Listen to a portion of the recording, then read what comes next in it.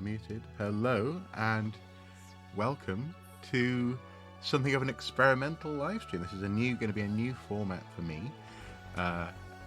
in terms of Twitch, but I'm so excited to take a look at an interesting little artifact that I got my hands on this morning, and that is the Game & Watch 2021, of course, Legend of Zelda edition. This follows on from, I suppose, the Super Mario Game & Watch that came out. Was it last year? A couple of years ago, but it's in the same vein. I think it was last year actually.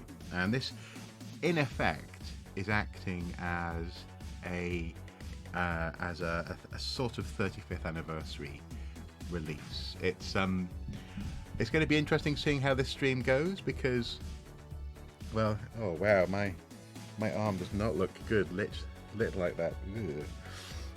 Honestly, I do have muscles.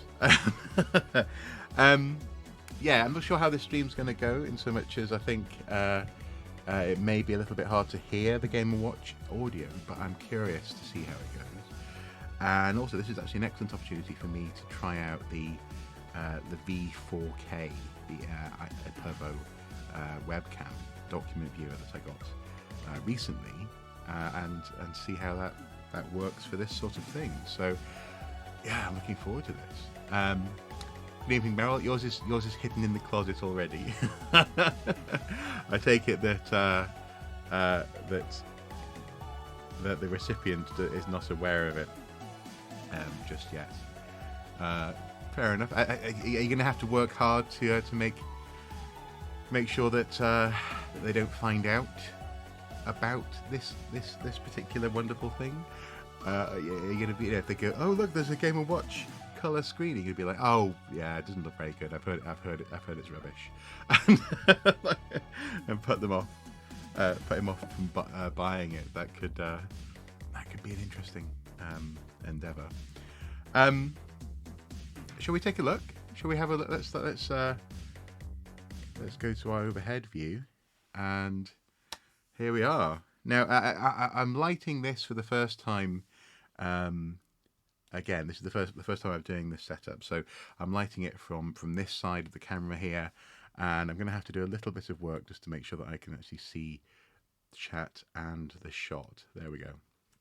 So the light's up here, and yeah, so there's no light coming from this side, but I think it looks okay.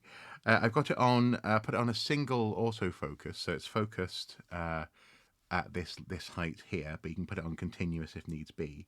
And also, if needs be, I can change the exposure on the camera. There's some buttons on the back that can let me make it sort of incrementally brighter and darker, which is quite cool. So if at any point you require that, do let me know. Please do. So here we are. Hopefully all is sounding well. And the Game & Watch Color with a U screen. Also as well, I should say my nails actually are cleaner than they look. For some reason, webcams always make it look as though you've got far dirtier nails than you necessarily have. So apologies for that. Am I feeling any better? No. Unfortunately not. No, you're probably going to notice that I'm just still cold sweating like anything. But I'm very excited about this, and also the opportunity to try out this way of streaming. So I'm currently using the pull-out drawer that I use for watching brief live streams, and the laptop that I made at the beginning of lockdown, and I'm sat just to the right of my PC. So my PC is just there. I'm sat here, and I'm using obviously the second screen as my monitor there. So yeah, so do I. It's just like it's not hot, it's not warm. I'm just yeah, cold sweat. Missed the beginning. Good evening, Charminar. Good evening. Glad you could make it. And this is why I was a little bit delayed, is that I was setting up this stream and looking to make use of the document viewer webcam that I recently purchased. I mean, seriously, that nail is actually, there's nothing there. It must just be coloration of the nail. Is that any better? I don't know. Anyway, okay. I'll stop being being vain. Right. Good evening, and here we are. So, yes, I got this morning when I noticed that it had been released, and it was immediately bought out on Argos. Argos being, if you're not from the UK, it's actually no, I wasn't just playing with the new toy. I was genuinely setting up the stream. I let it charge and then put it back in its box. Um, as you will see, Charmander. But yeah, so Argos is it's a catalog store. So I've talked about the Argos catalog on Soup's Eye View YouTube channel before, and essentially you order from the catalog. You go to what is a shop that's more or less a warehouse with a shop frontage attached to it, and you order like that. And they also sell online. And I had favorited this on the app, and this morning I was actually looking at the price of the Ecto One Lego set, which has not yet been reduced in Argos. And I noticed that this on my favourites list was gone. And I figured it wouldn't be long before it was gone everywhere.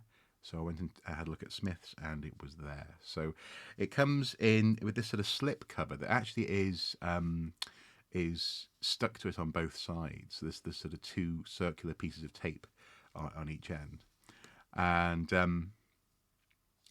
it's quite a clever little slip cover that that actually has a preview of the first Legend of Zelda game's title screen, and then you sort of slip it out and you can see an old style Game and Watch game on the box. I quite like that. That's quite nice. This is making use of the new overhead camera, one of the new toys. Yeah, and I like this setup. I am quite enjoying. Because this has been simple to set up, and actually, shall I just quickly demonstrate? You know, it's just us here, isn't it? So I can quickly demonstrate with the camera. One of the cool things is that it has a full range of motion, so I can rotate it to orientate to any document or any, as it were, any angle. So even if I had to have the camera at a weird sort of 45-degree angle to whatever it is I'm filming, I can rotate it accordingly. So it's really good. I really like it. But now it's probably gone out of focus. So let me just refocus. Come on now. And there we go. Okay. Yeah, so it's sold out, and I decided to get hold of it because it's been a quiet year for the 35th anniversary of The Legend of Zelda. And it's hard to identify really why. That said, though, Nintendo sometimes does weird things for anniversaries. I mean, there was it the 25th anniversary possibly of Mario on the Wii, and they released what was basically just Super Mario All Stars from SNES or SNES on a Wii disc, and that was it. So I think sometimes they just don't know what to do. Or they're caught out, and maybe for the 40th they'll make a bigger deal, but for the 35th, this was one of the things that they announced in one of their Nintendo Directs, and I was very curious about it. I'm also quite interested in the original Game and Watch consoles because they often looked like this with a lid that closed down over the top of them, and they were more or less what the later DS was based on, really, aren't they? The DS was sort of referencing the Game and Watch. And when I was doing the BMX archaeology project a couple of years ago with Tyneside Outdoors, Gerard, the head of that charity, had his original Donkey Kong Game and Watch that the kids were both fascinated by and horrified by in equal measure. It's like a Tiger handheld, isn't it? But Nintendo branded.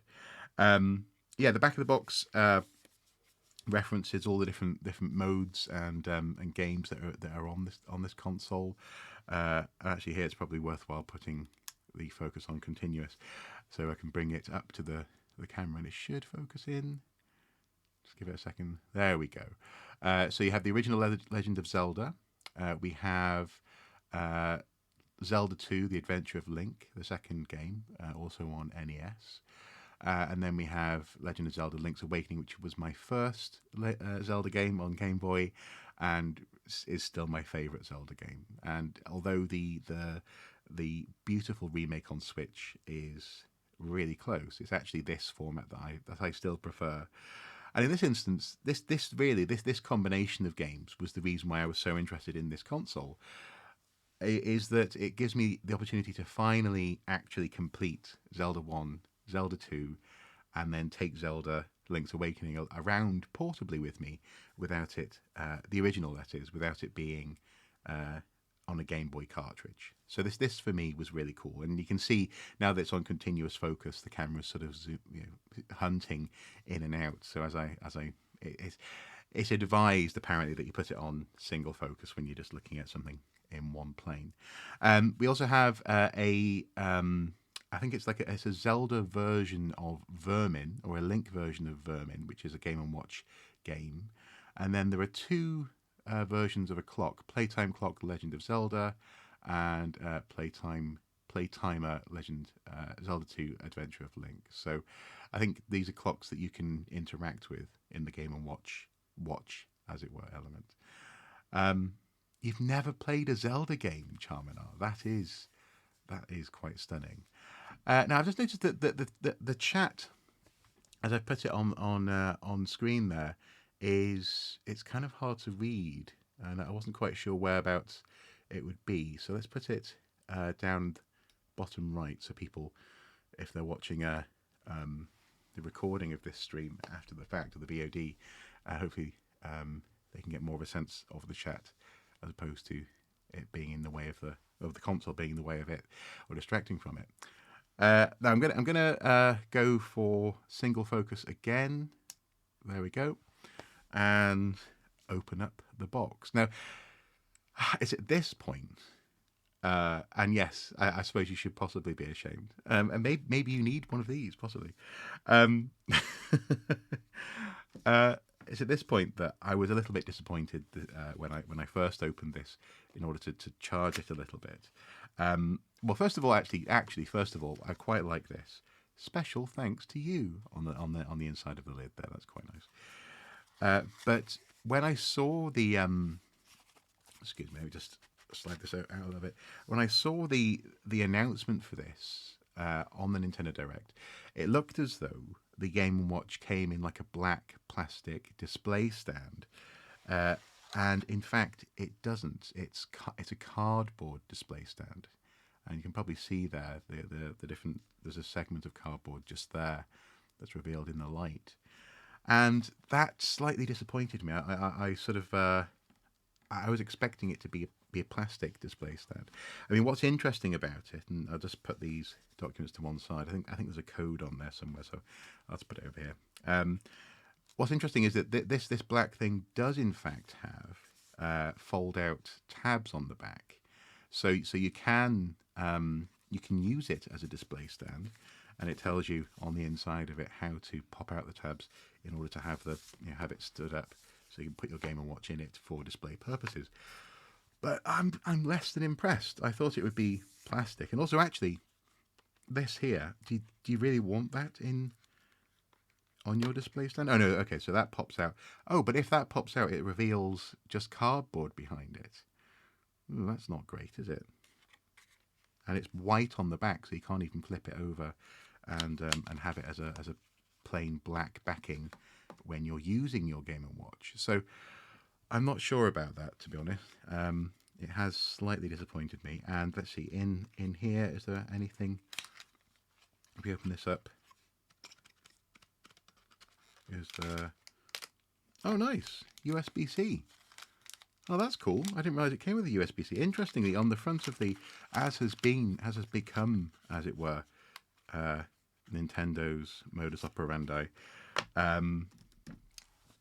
On the front of the box, on the front of the plastic cover, they have the warning there. I'll just go to continuous focus again. There we go. That says, well, basically, yeah, you need to get a charger for this. Come on now, focus. It's because it can see that stuff back there. Come on now, focus. There we go. AC adapter not included. Oh, okay. AC adapter not included. So I suppose maybe then, because with the 2DS, I believe they stopped including chargers because they figured that everyone has a DS charger. If they're going to be getting this console, then they already have what they need to charge it at home. The excuse was that they were saving on materials and plastic, etc. Really, they wanted you to have to buy a charger separately if you needed it. But that's nice. It actually comes with a USB cable in there. So that's cool. As much as I'm slightly disappointed by that as a display stand, then, I predict a workshop project to make a better stand for it. That is a very good idea. That's a very good idea, Charminar. I shall, yeah, that's a really good idea. Write that down, someone. Write that down. Anyway, here we are, the main event, the Game & Watch itself. And what's really nice about this is that just now when I was charging it, it has a little feature when you plug it in to USB-C. So the charging port's just there, and power button just there. And it's quite a nice little thing. It feels unusually small for our modern 2020s console lives, but it's actually quite pleasant to hold. It's a nice thickness. It feels about the thickness of a thin mobile phone, and I can see myself holding this fairly comfortably because I don't have to use shoulder buttons. You see, on the 3DS in particular, I really struggled to be able to sort of do that and use shoulder buttons. That was really, really painful. Whereas actually, because you can sort of do that, or you can sort of just hold it without having to actually push things on the top, I think that should be okay. I think. Nice D-pad, feels good. The buttons all feel nice and solid, as you would expect from Nintendo. But the thing that really pleased me, really surprised me, was when I was charging this thing, I plugged in the USB, and the Triforce on the back there subtly lights up. Now, actually, I can demonstrate this. I have a battery pod here, and of course, we have the USB-C cable included with the console. Oh my goodness! So I don't know. Considering I've not streamed like this in this way, especially using this equipment before, I think this is working out quite nicely. I like it.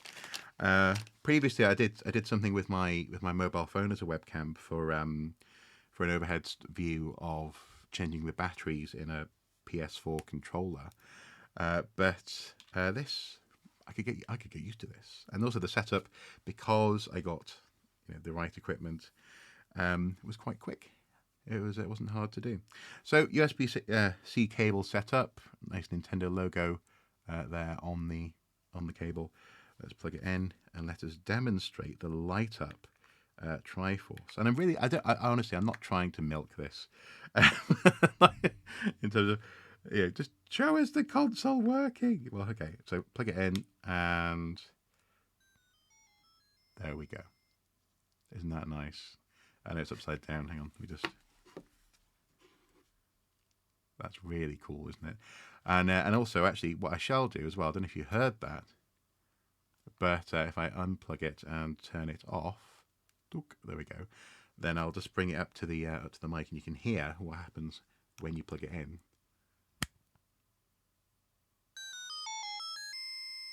It makes a sound, makes a little Zelda sound. And actually then the screen comes on. Now at this point, I think I'm going to have to unplug and adjust the camera, because otherwise you won't be able to see that screen at all. So let's just zoom in a little bit. Maybe alter the exposure, so down a touch. I don't know. Is that any better? Yeah, there you go. That's okay. Although it's out of focus now, so let's just get it to refocus. So continuous, and then when it focuses, There we go. Older. I'm sure I typed only. I knew it wasn't going to be the older one. You are the odd one out here, Mr. Soup. I am the odd one out, yeah. You have no power here, Mr. Soup. And that is so cool. That really, I was really excited by that when I saw the Triforce lighting up. So hopefully, yeah, that's not too difficult to look at. Although I don't know if it's going to go out of focus when I pick up the console. No, it doesn't go out of focus. That's quite cool. So let's press the let's go on an adventure together. Let's press the time button. See what happens. Time button. Ah. And now is it running through the first game? It is. It's sort of auto playing the first game. That's interesting. Now if we press A, B, pause. Right, okay, so we can turn up the volume. Let's do that. We can change the brightness. That's quite cool. And we just set the time. Let's do that. What time is it? It's 22:58. So, so 10 p.m.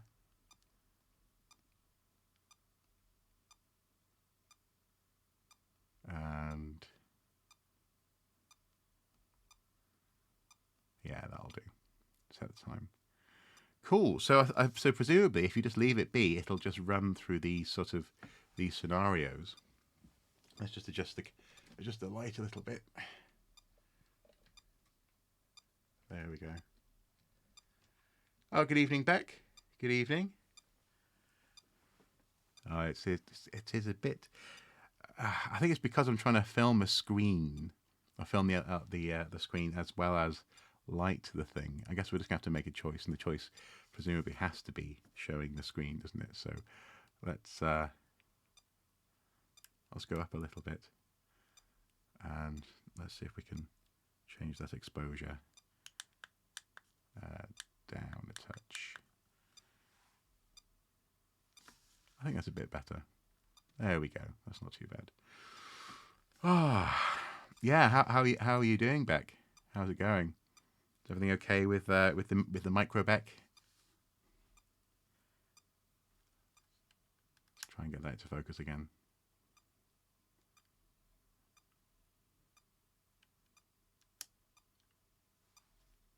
Yeah, there we go.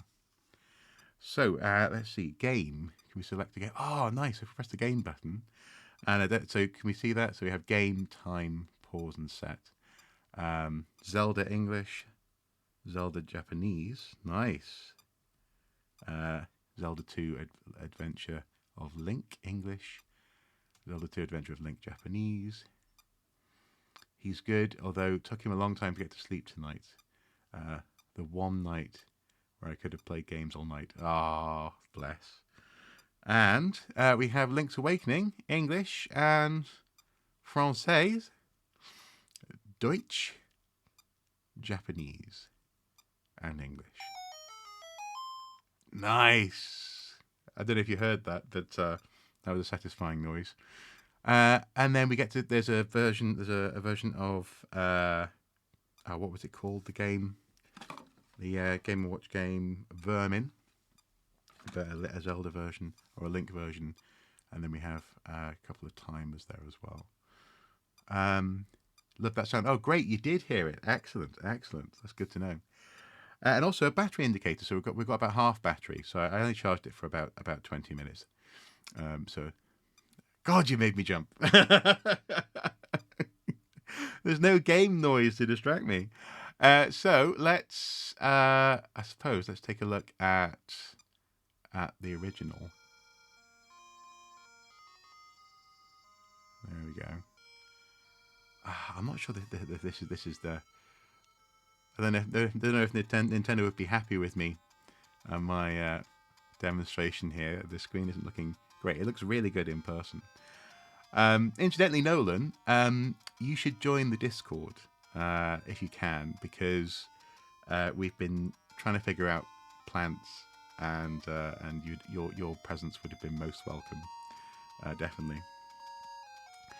So presumably, you can hear that. Doesn't look too bad on the camera. Oh, that's brilliant. That's really good. I think I can move a little bit sort of into focus as well, which is nice. Yeah, we should consider it.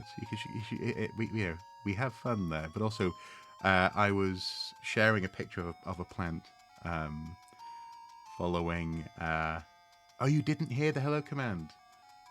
Oh, how did you not hear it? Oh, I know why. Because I haven't set up the. Oh, can I do that? I think I can do that live. Hang on, just a sec.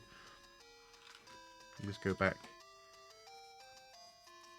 Yeah. Okay. Whatever. Okay. So if I go to. Just close that. Yep. If I go to here, then I can copy the alerts widget and then just paste it in here. That should work. See what you think. Oh, so let's give it a go. Try a command.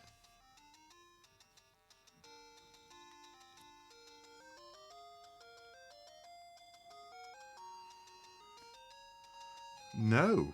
Interesting. It's definitely there on the oh. Oh. I am intrigued. It doesn't work. Oh well, okay. I heard it and it scared me. Anyway, I suppose. Yeah, sweet FA. I can see that it's not working. Okay, wait. If we go to quickly to the Soups I View streaming angle, try it again there. It is in the scene. Yeah. And just put it into the scene. Goodness. No, that's not working there either. Oh, is it because I? Okay, hang on. No, I know, but I like to. There we go. We like shiny things. I know we like shiny things. Show us the new toy. There we go. That's a good point, yeah. Don't miss out like I have tonight. Okay, I don't know. That might work, it might not work. We'll see. Oh, it went into standby mode. That's interesting. It is an official release. Yeah. This is the effectively a 35th anniversary release for Legend of Zelda, Game & Watch style console, and that's also quite a nice feature actually. So it powers off after a few seconds of inactivity, and then starts up where you left it off. That's pretty good. That's a nice little feature. Anyway, let's press A. Let's see what happens. Or B, or start. Where's start? Oh, select start, of course.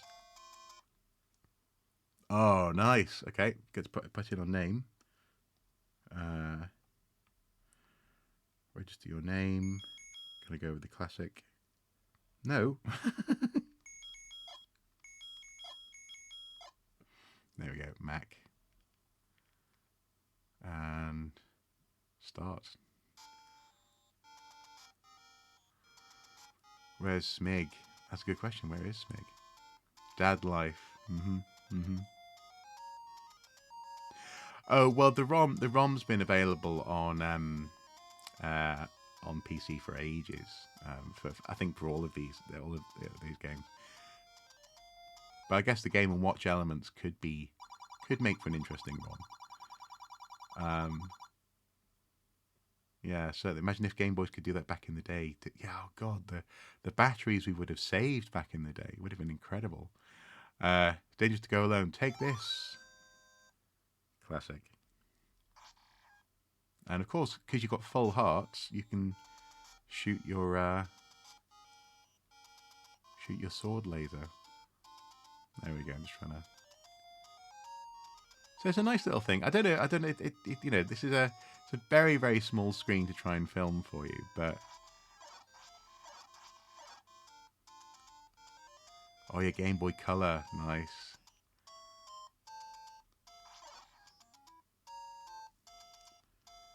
I don't know, it's hard not to play on the screen up there because ironically it's a little bit a little bit bigger for me there.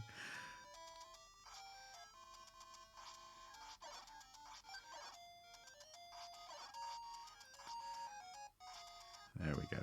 Woo! Now I wonder if I was to all the secrets in this game. Do you know? But that's the thing. See, I've heard so much about this game, but because I've never completed it, um, this is one of the reasons why again I thought, well, actually having a little sort of portable version will mean I'll actually sit down, complete it. I can go looking for those secrets, and you know, I know about the game because I'm such, you know, because I've always been a fan. And but whenever I try to play it, something else has always turned up. It's annoying, really, in that sense. Maybe it's more. It says more probably about my dedication than anything else. There we go. Wow. One of my favourite things, though, about this game is the way that they used the engine for this.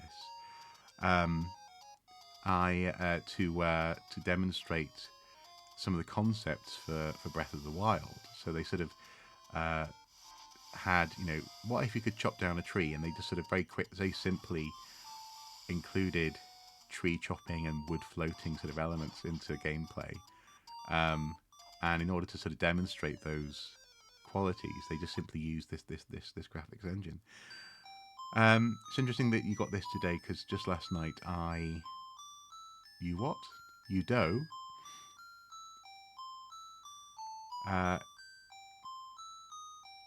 Oh, cool.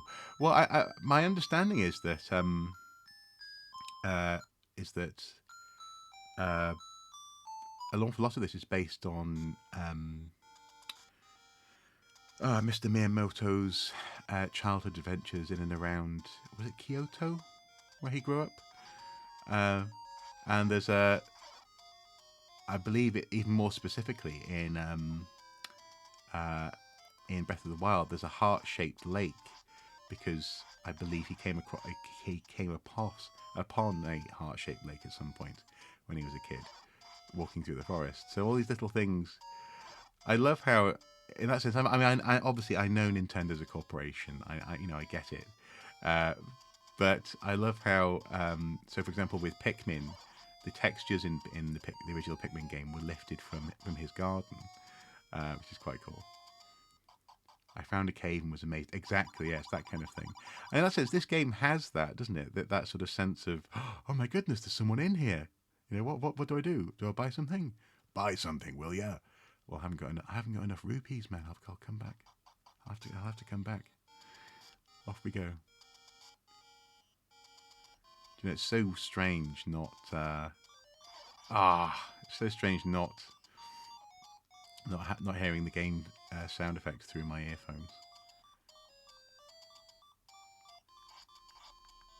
Yeah, rubbish. I'm rubbish. But no, I'm liking this. It's a good little thing. And so if we go, and I do like the fact that you can choose to play the Japanese originals, or Japanese version, I suppose. Let's go for yes. Oh, interestingly, they've gone for the grayscale. So this is the Game Boy, not Game Boy Micro, was it? It was the Game Boy Pocket, where they had a grayscale screen. That's what this is. It's not. This isn't a green scale screen. This is a grey scale screen. Grayscale screen. That's kind of hard to say. Oh no, although now it's green. Interesting. Maybe it's a combination. Or it could be an angle of viewing, actually. Maybe it looks grey to me from one angle.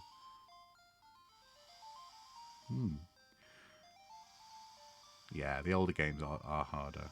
And it's interesting how I absolutely get that sense of childhood me would have been ashamed of some of my game performances on stream. Um, Definitely. Yes. Ah, I'm definitely looking. I mean, yeah, I've played this game hundreds of times on Game Boy, but I'm looking forward to playing through this again as well. Yeah.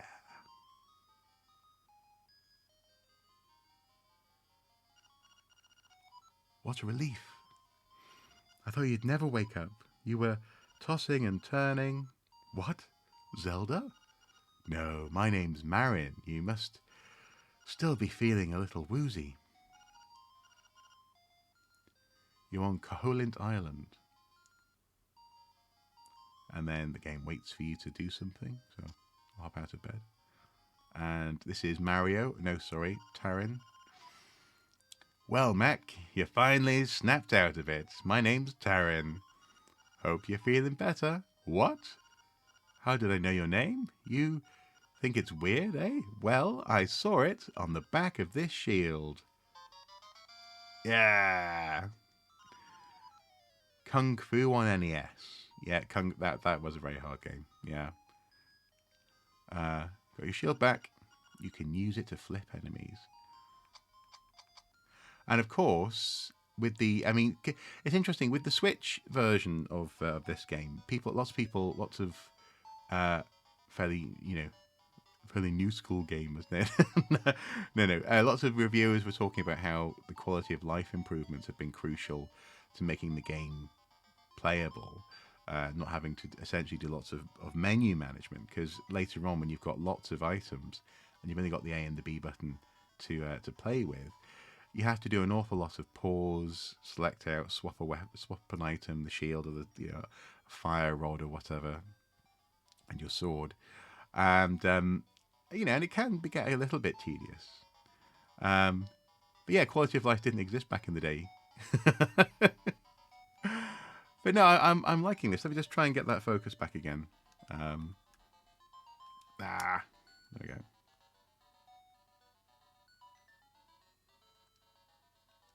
There we go. It's a bit better. And presumably you can just about hear the console. Can't hop over pits yet. I'm heading to the beach. A bit, yeah. I mean, I'll just bring it up to the microphone for you. So it's got this tiny little, Let me just double check. Oh, I was holding the wrong part of the console up for you. Sorry, I was holding this end, whereas actually the sound comes out of a little hole just there on the console, just there. So there you go. So, yeah, it sounds pretty good. Good chip tune music. Right. No HDMI out. No. What? 0 out of 10. Now, I say the only thing that's disappointed me about this has been that cardboard insert and the display stand. I was hoping for something plastic, so you could hear it anyway. Okay, cool. That's good. There we go. Just Googled it and discovered that Miyamoto chose Kong as the name because he thought it was English word for gorilla. Oh, because of King Kong, of course, yeah. Yeah, that makes sense. There's the sword. Donkey, and he thought donkey was the English word for stupid. So the game type was supposed to be Stupid Gorilla. That does make sense. Yeah. Donkey Kong, Stupid Gorilla. Yeah. I suppose in that sense, yeah, being an ass, being a horse's ass, all that kind of thing. Yeah. Hoot hoot, so you are the lad who owns the sword. Jackass Gorilla. Now I understand why the monsters are starting to act so violently. A courageous lad has come to wake the windfish. It is said that you cannot leave the island unless you wake the windfish. You should now go north to the mysterious forest. I will wait for you there. Hoot. Oh, I need to pick up my sword. Brilliant. It must be yours because it has your name engraved on it. Well, there you go. It says Mac. And off we go. Now, can we strike this guy? We can. Yes. And the thing I really remember about this game and these first moments in particular on Link's Awakening is that sense of immediate sort of freedom. You know, a sense of I don't know. I mean, emancipation's too strong a word, but that sense of sort of go now and adventure, and you're given your sword. You have seemingly all the tools that you might need to begin the adventure. And it's just so exciting, especially when it was in your hand. And actually, I wonder if how that screen compares to the Game Boy screen. So I think my Game Boy's upstairs with my retro consoles, but it looks like I mean, the screens definitely looks sharper. I mean, I know it looks a little bit pixelated on stream. That's because the graphics are pixelated, but it looks good, and it doesn't look tiny compared to Game Boy. It might even be the same size, actually. And it's probably a little bit smaller actually than Game Boy, but it works. It works. It's a pleasing screen in person. So let me continue. Oh yes, shall we? Yeah, let's do it. Take that, cuckoo! You've got to be a real sadist to actually get the cuckoo's wrath wrought upon you. There we go. And you're like, oh no, I'm sorry, I'm so sorry. Although, oh, interestingly, they don't chase you from screen to screen.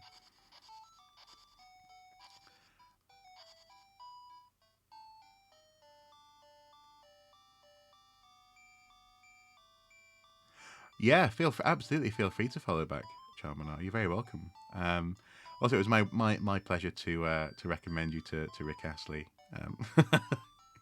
As I say, apparently he's my dad's second cousin, and this was a source of much annoyance apparently to my dad when he was trying to be a cool, cool rocker in the well, I guess it would be the late 70s, early 80s. When people found out, be like, oh yeah, how cool. Never gonna give you up.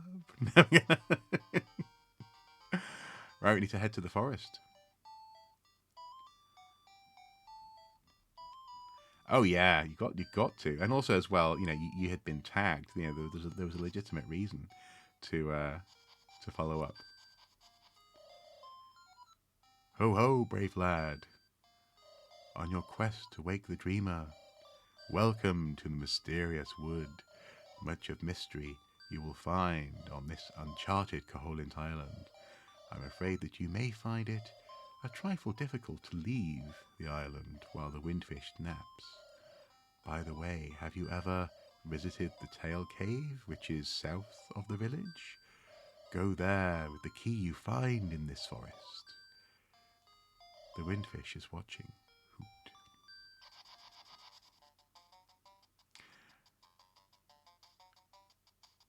Yeah, it is. Yeah, it is quite fun, isn't it? And it's interesting, because obviously he has to say, you know, so happy to be here. You know, he's probably said, you know, good evening, Newcastle, or something, at some point during the concert this evening. So you know, it's part of the game, isn't it? When you turn up in a city, but it is quite exciting to think that, well, that sort of stuff is happening again.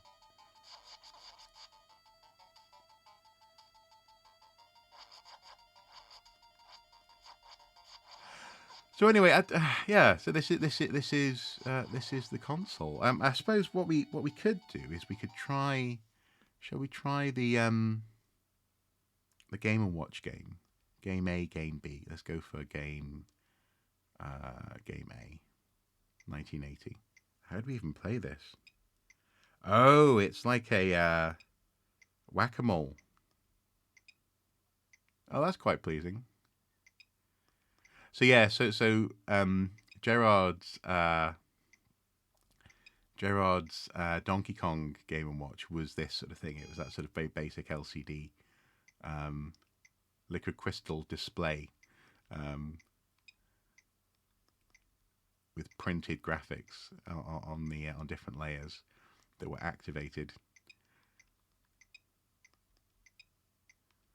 I went to school with the Aphex twin. He was my sister's class, which was also the same school. And Mick Fleetwood. Oh, cool. Oh no! Rats. Well, failed that. Let's try and get focus better again. Focus.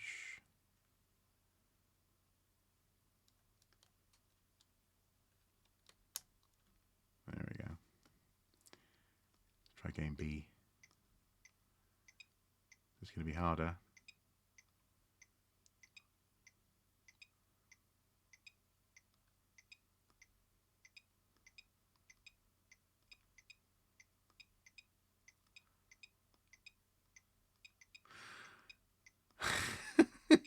This is actually this is quite a good little game. All you have to do is sort of move left and right. And have your hammer hovering over the correct hole. Oh, good evening, Smig. Good evening.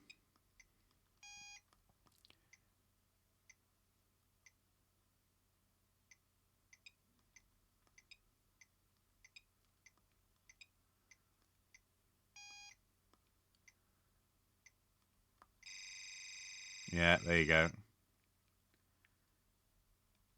Okay, cool. That works.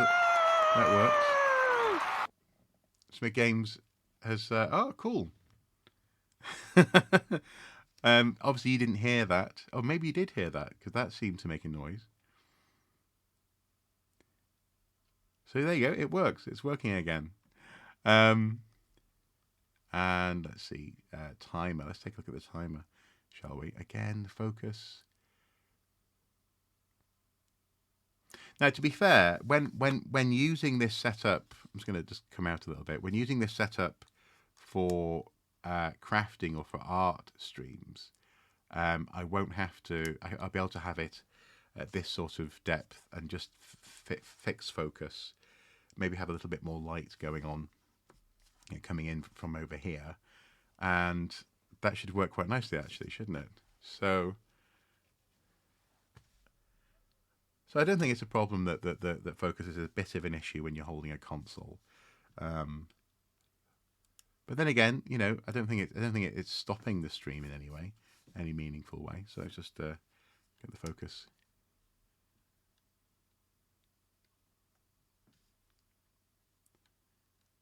There we go.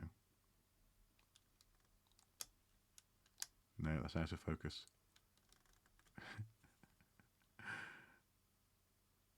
I think it's fine, he says. There we go. Let's go to the timer. Yeah. Oh, I like the fairy as a little icon. That's pretty cool. No, the battery was already on half. It's been on half all the way through this stream, so I only charged it up to that point, actually. So actually, so far, the battery's been quite energy efficient, seemingly. Oh, look at that sort of Stonehenge kind of setup. What do we do here, I wonder? Oh, cool. So we can set a timer. 4 minutes? And then we can change. Oh, that's a start. Oh, right. Okay, wow.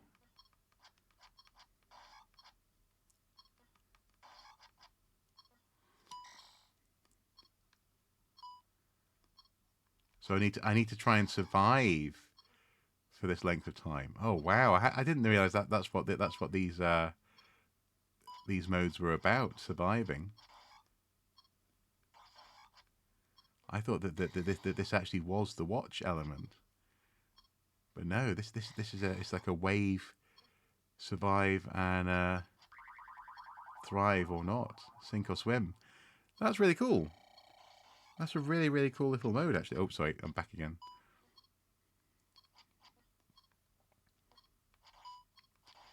It's a little bit hard because you know, obviously, to my eyes, just to reassure you, just pause it for a sec. To my eyes, this screen looks absolutely superb, really nice and bright. And as I'm pressing it, it has no issues at all in terms of how it affects the screen for playing, which is really cool. On stream, is this Elden Ring?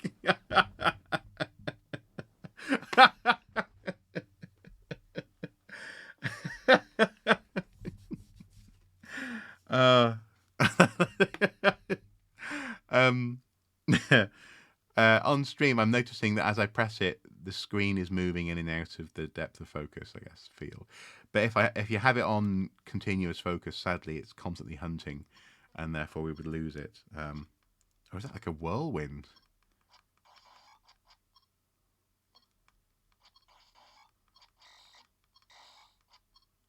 Two minutes 50 to go. Can't do anything about this thing? There we go. Oh, okay. Got it. Ah.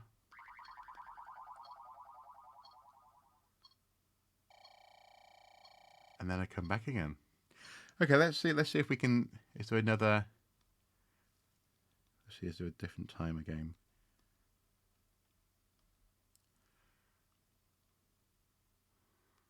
So if we go. Oh. Can we not reset timer? Let's try that.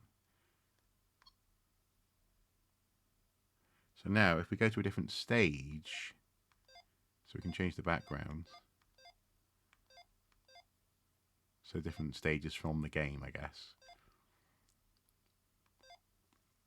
From Zelda 2. Can we change... reset timer, yeah. Can we change the... Ah, there we go, yeah. Actually, no. Now, that's interesting. On the back of the... Oh, I very much doubt Konami Code would do anything on a Nintendo device. I'm not sure they would stoop. Interestingly, yeah. So Legend Zelda 2 Adventure of Link is what we're playing there in terms of timer, but there is. I'll just come in for a second. There is the Playtime Clock Legend of Zelda, the original game, as well. Apparently, somewhere on this console. So, how do we get there? How do we get to that? They did it on the Super Mario game. What? Oh! Okay. Okay, that's interesting.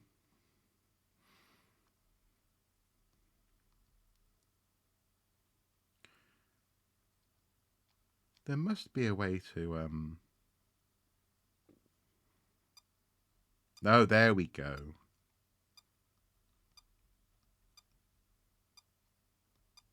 No, that's just the clock. Interesting.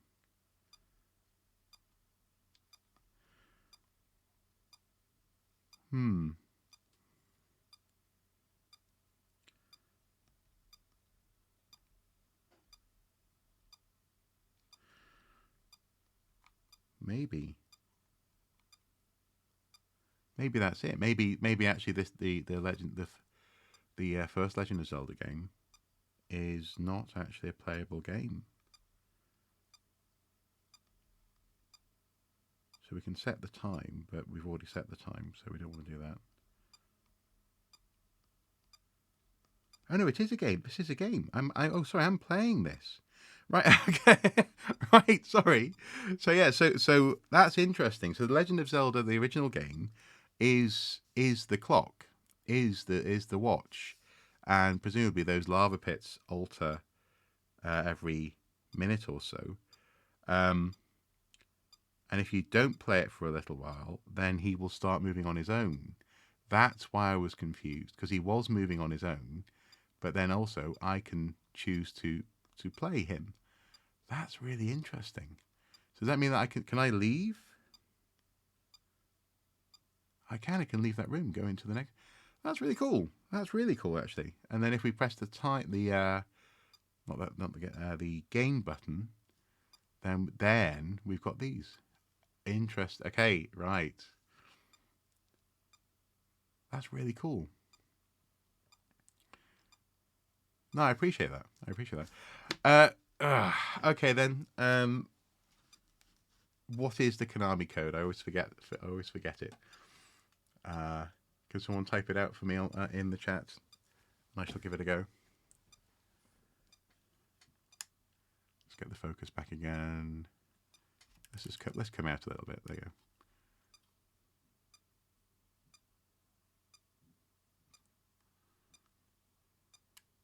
There we go.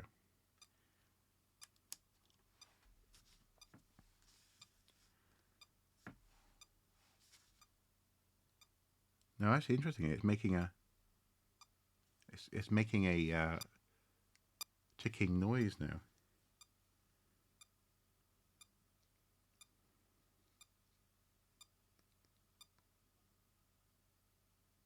Right.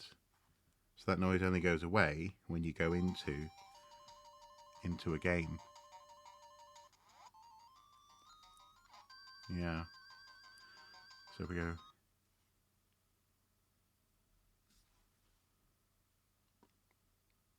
No, okay, that must be when you've gone into time. So let's press.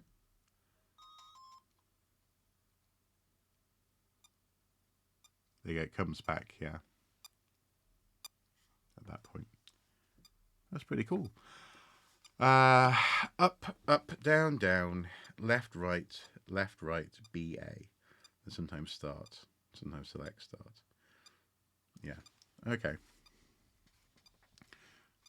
So let's try it in this, I guess. Whoop. Up, up, down, down, left, right, BA. Up, up, down, down, left, right, B and A at the same time? No. That flashing on the timer happens when you press B and A at the same time, regardless.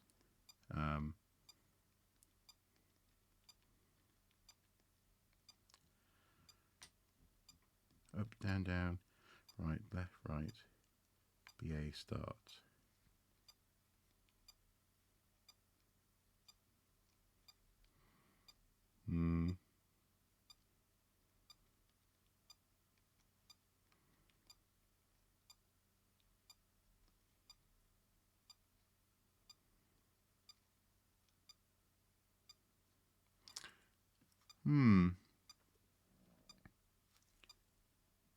Well, now it is, yeah, it's ticking again. I know what you mean by the timer running, but I'm not sure how to. Because if I go into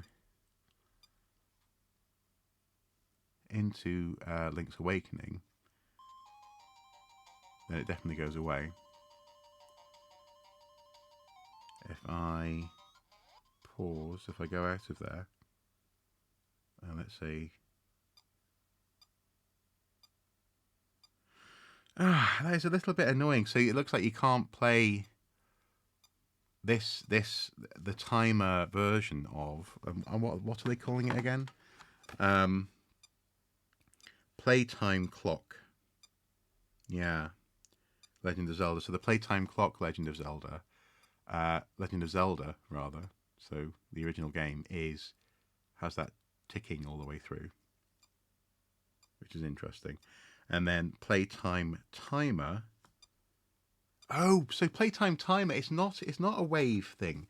So it's a stopwatch, it's a timer. You set a timer, an alarm will go off, and it gives you, let's say you've got, oh, that's really cool. Let's say you've got 6 minutes to boil an egg, you can go to the timer on your Game & Watch Zelda, go to the timer, set 4 minutes, and have 4 minutes of battling, or 6 minutes or whatever of battling, and then your egg's done. That is quite cool. That's an as a for what it is, as a Game and Watch, that is actually quite cool. I like that. I appreciate that. Depending on the game, it can give extra lives, ability to skip levels, and all sorts of things. Yeah. It's I think I've used the Konami Code in Contra and in a couple of Konami games over the years, but I didn't realize that. So they built it into the Mario Game and Watch reissue then. So it wasn't in the original Game and Watch. I can't imagine it would have been. Four minutes is for you to make toast and cut soldiers. Exactly. No, that's a really cool, really cool feature. And all the while, not just when charging, but seemingly when on, you've got your lit up Triforce on the back of the console. Oh yeah, it's fairly subtly lit up, but nonetheless lit up. Yeah.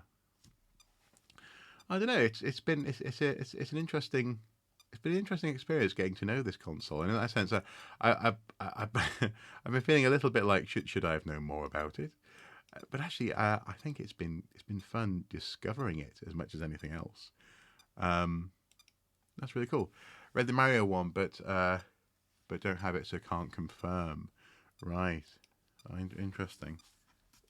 And maybe it may well be in here. Maybe you just have to be in the right mode or at the right point in order to give it a go. In that sense, if there's something else to discover about this, then all the better. Just come out a little bit there. There we go. Turn up the light a little bit. Superb. Yeah, that's a really fun little thing. Oh no! Now I'm super bright. Very cool. I saw some old woodblock prints of the Triforce symbol. Apparently, it goes way back in Japanese history. Yes, well, it was used as one of the warring samurai clans' insignia in really it just prior to Japan formally unifying under an emperor as opposed to a series of warring lords. One of the houses. That's it. Yes, the Edo period. I think had it as their symbol, and I think it was a reference to something to do with that family. It's on, I do believe, Japanese firefighters. It's on their trucks. It's a symbol for the fire service, I seem to recall. And it turns up in other places, but not seemingly for the same reason. It's just that people have stumbled across a Triforce symbol mathematically in other parts of the world as well. However, curiously enough, in the case of Zelda, it did not turn up because of its Japanese roots. I think that's been rewritten over time. I think more recently, Nintendo have claimed, oh no, it's because of traditional Japanese references to that symbol. But actually, initially, especially in the first Legend of Zelda game, the game was very heavily inspired by medieval Europe, and so Link himself was something of a sort of Peter Pan sort of inspired kind of character. The world that he inhabited was kind of an imagined version of a medieval Europe, and that's why in the original game you have items such as there is a shield that has a cross on it, for example. It's a Christian reference. The Holy Book, I seem to recall, has a cross on it as well in that game. And the Nintendo was referencing what to them was a relatively foreign religious concept or religious concepts in their Legend of Zelda game, which became a little bit inconvenient over time. So eventually they kind of dropped that stuff. Certainly by so but boomerangs from Australia. They are indeed. Certainly by the time they get to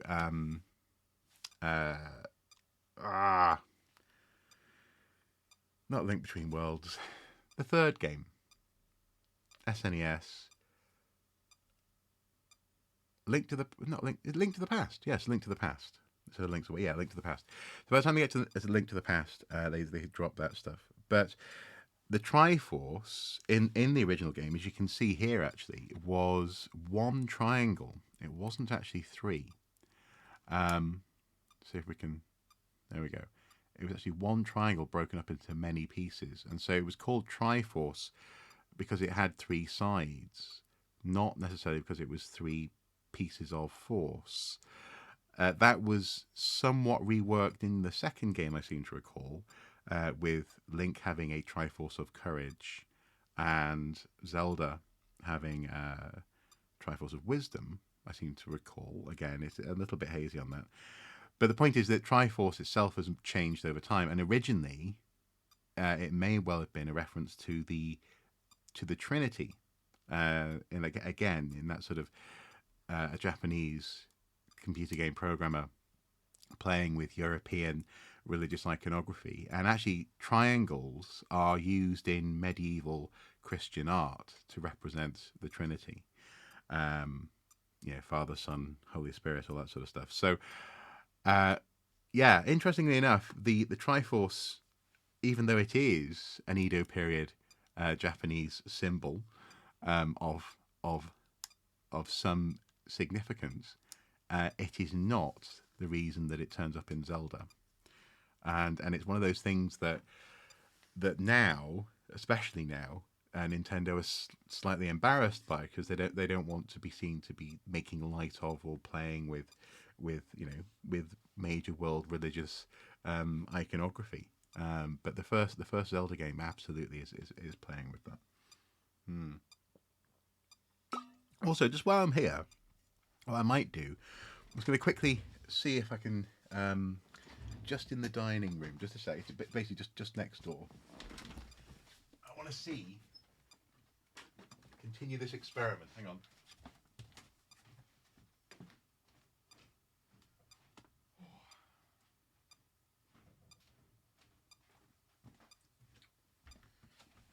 So there we are, back again.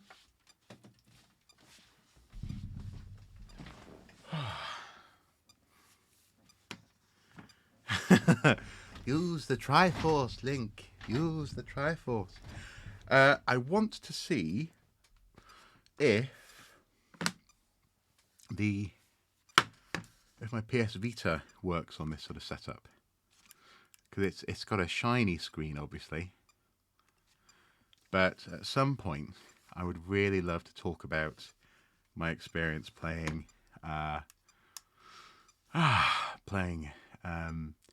Nathan Drake Golden Abyss, and I wonder if we can get it to work. Now I'm just gonna, for the sake of being a good Twitch streamer, just change the name of the stream here. So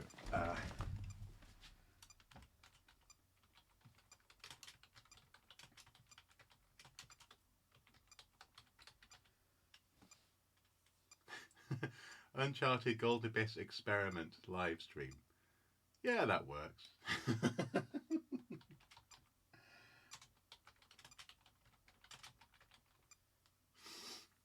we go. Let's save that. Dook. Brilliant. Stream info updated. Successfully. Oh, yeah. I need to turn off the timer as well. Stop beeping at me, man. There we go. With that backdrop, by the way, is that a placemat or something? This is actually, it's a piece of plywood that has some wrapping paper over it. It's some wrapping paper that my lovely wife got me for a birthday present one year. And I liked it so much, I figured it was worthwhile using for something else. But yeah, it's literally just some wrapping paper. In fact, I couldn't even cover the whole board, you see. So on the back of it, it's there you go. It is some dope wrapping paper. Yeah, I like it. I like it a lot. PS Vita, does that have HDMI output? I don't believe so. No, I don't think it does. Anyway, let's see. Oh man, that is hard to pick up, isn't it? Let's try and get that to focus.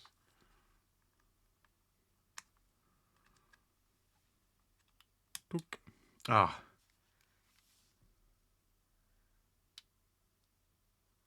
Focus. Oh, is it going to work? Is it going to work?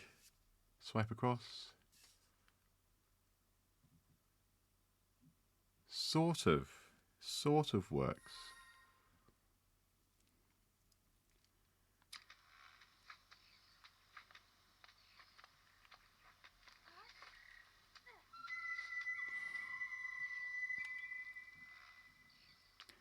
Do they see the Gorn? You may well have seen the Gorn, actually. I think the Gorn is there. It doesn't look great. Doesn't look great. The frame rate is bad, though. Yeah. Yeah, the frame rate is bad. Ah, that's a shame, isn't it? Let's just try and get it just to focus again. The thing is, this looks so much worse on the webcam compared to what it looks like in real life. Ah, oh, that's a shame. Gutted. Will it focus? Nope. No, it just looks awful. Oh well. Oh well, we tried. I tried, because in real life, it looks good. It looks really good. But not so much on the cam. Really? Okay, then there you go. So okay, problem solved. Then I can. So there's a cable I can use to turn this into a webcam then, and use it for a stream. Problem solved. Thank you very much, Chaminar. A quick Google. I know you don't mean that as a bit of sarcasm, but it's like a quick Google search, Mr. Soup, would have saved you an awful lot of embarrassment here, I think. No, but thank you. I appreciate that. Thank you very much. So there you go. I mean, it's been an interesting experiment, this, and I feel as though, so for this game, it's got a relatively low frame rate for this sort of console. I'm joking. But for this kind of console, I think this camera setup works. I think if I gave it a bit more light, let's see if we turn on the overhead light. How is that any better? Oh, see, now it's got the shadow from the camera itself. That's interesting. Want some undies with that wrapping paper on it. Yeah, I can see that working.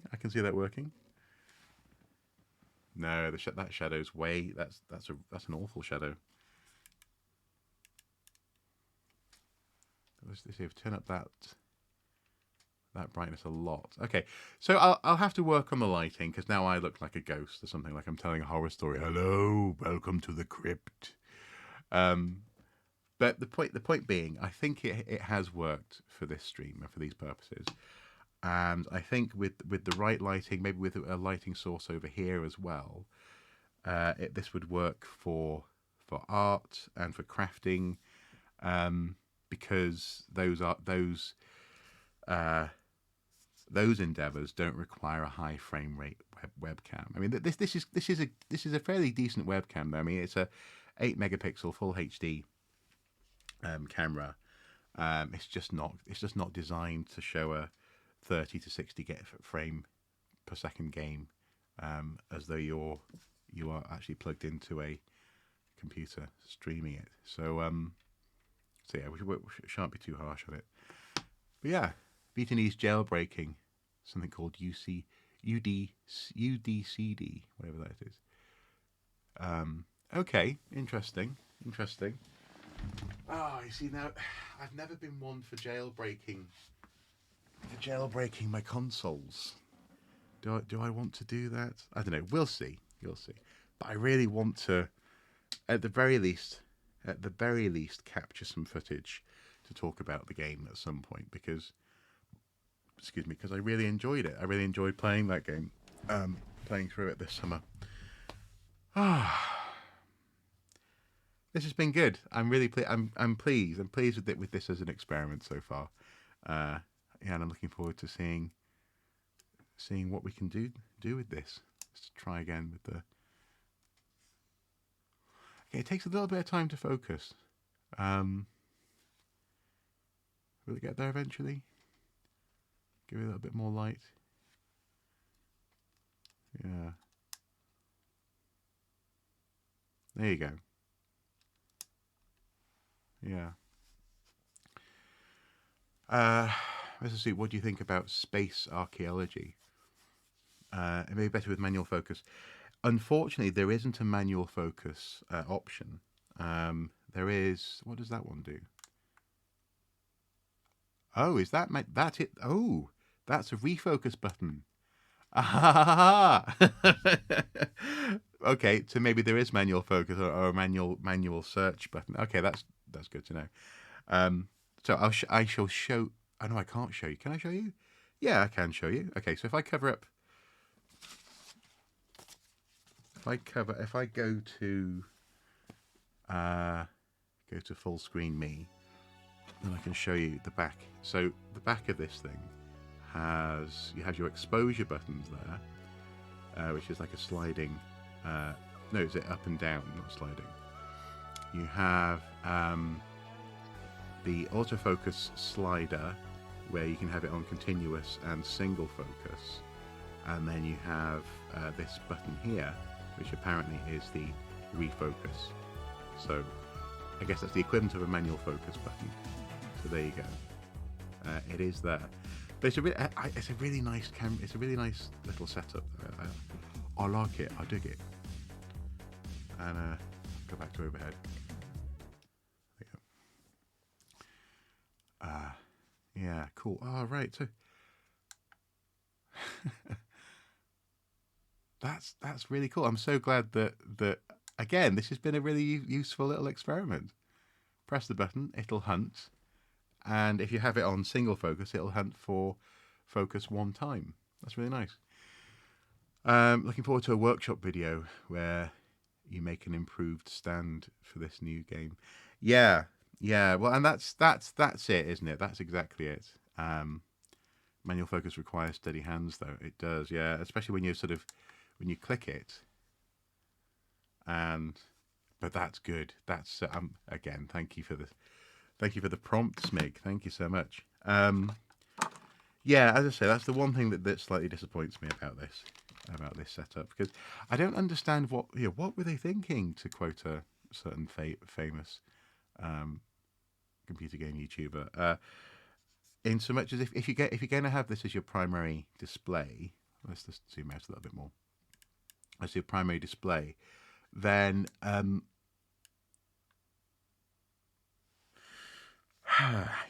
have it with pop out legs on the back of the thing. Then have this reversible. Have this so you can actually turn it over and hide the diagram and have it black on the back. Save money is what they were thinking. Well, yeah, save money, but surely to goodness, just printing that to be black so that you're not just exposing. Sorry, the light's awful. So you're not just exposing the cardboard underneath there. if you choose to take out the diagram. Yeah, that's. I feel as though that was a bit of an oversight on their part. Sharpie. Well, no, like, no, the thing is, I mean, for some people, I've already committed a bit of a sin, having bought this item and opened it. Um, not having a second one that's just for collecting. I'm not that kind of collector. I tend to open almost everything that I do collect. But I'm not going to Sharpie that. So as you say, the answer is to go in and make a nice wooden, maybe like something out of wood, and get some sort of vinyl covering, perhaps. Or what I could do, exactly, games are for playing. What I could do is I could. Well, frankly, I could redesign the whole idea of a stand. If I'm making my own thing, it doesn't have to be this black rectangle, does it? But also, I could maybe look into some sort of molding process, possibly. I've always wanted to do some sort of cast molding. That could be interesting. And now we're nowhere near what the topic of the stream currently says, are we? So quick, swap it back to uh, uh, Zelda Game and Watch stuff. Zelda Game and Watch stuff. There you go. Exclamation mark. Yeah, seamless. Excellent. And then also I need to change the game topic then as well.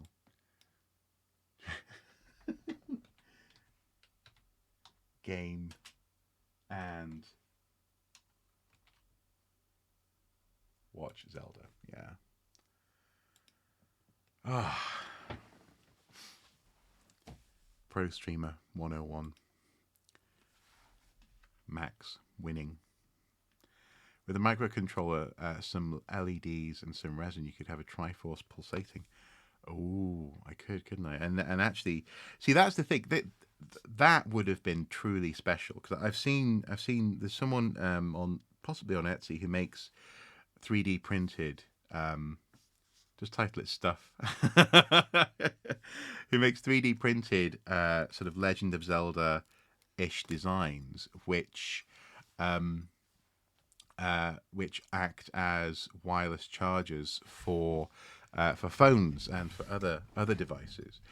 And when you put your phone on it, it lights up, and you get this sort of really cool magical effect. And actually, this if this was if they made a truly special 35th anniversary console release, it would have been something where you had a stand that was a wireless charging platform, and then this device, when you plugged it in, would have had something that would light up like the Triforce does on the back.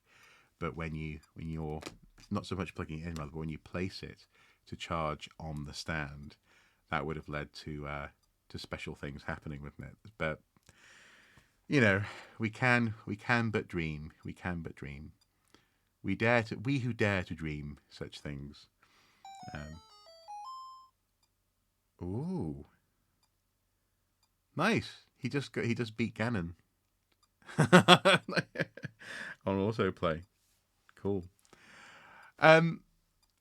It's just gone midnight, guys. I think I'm going to leave it there for tonight. Hopefully this hasn't been too weird a stream for you. It's been an experiment for me. I've definitely decided that I need to have a second light over here, just to give us in this instance, I think for top-down camera work, you need a nice even lighting across, even slightly boring flat lighting across your surface. Whereas typically, in other instances, it's quite cool to have, this atmospheric stuff that's going on behind me. So I've got LEDs there, I've got LEDs there, and I've also got my light panel, which means that, that's typically what's going on. And then the other thing you're worrying about is just the game. So the game itself is its own atmosphere in a stream. Whereas in this instance, I think if I'm showing something on camera like this, I think having a slightly flatter more well lit, evenly lit environment would be a good idea for future streams. But that's been partly the point of doing this. It's been a fun stream. Well, I'm glad it's been a fun stream. I really am. Also, partly because I'm feeling a bit cold, sweaty, feverish as well. I'm glad it has worked. But I think I just needed to dive in. I needed an excuse to actually really explore this thing this evening. Not that I needed an excuse to do that, but also I figured, why not you experiment with using this camera this evening? And this was the perfect reason to do both together, and also do it with you guys as well on the stream. NFC tag readers are pennies and easy to get working with ESP32 microcontrollers. With an NFC sticker on the back of the game, you could make the stand do something special when it's inserted or removed. Oh, that is a project, isn't it? And actually, it wouldn't take a lot. I don't. I believe you. It wouldn't take a lot, actually.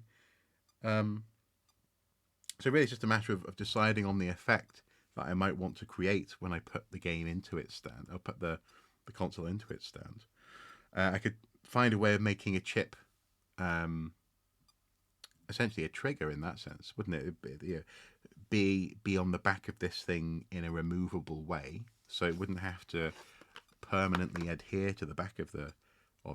Maybe it could go over this molded information here, perhaps.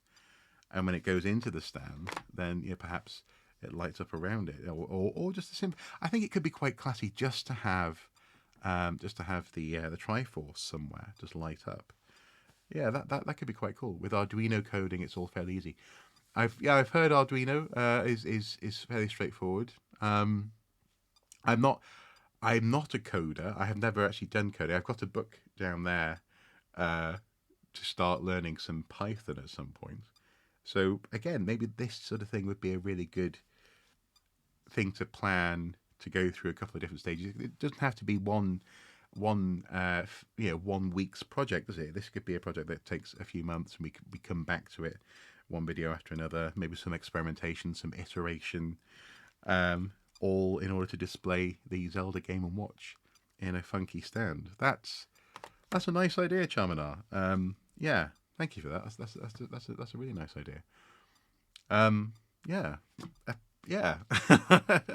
Since the Triforce seems to be permanently on the back of the device, you could for it with a simple light sensor. Oh, yeah. Well, it is on. You could do it with a simple light sensor. You could, but the thing is, the Triforce on the back of the device it's very, very, it's not very bright. And again, this is where webcams are weird. It's really not bright, even though you can see it quite clearly there. That said, though, even in a light you can see it, but it's not a bright light. So I'm not sure it would set off a light sensor.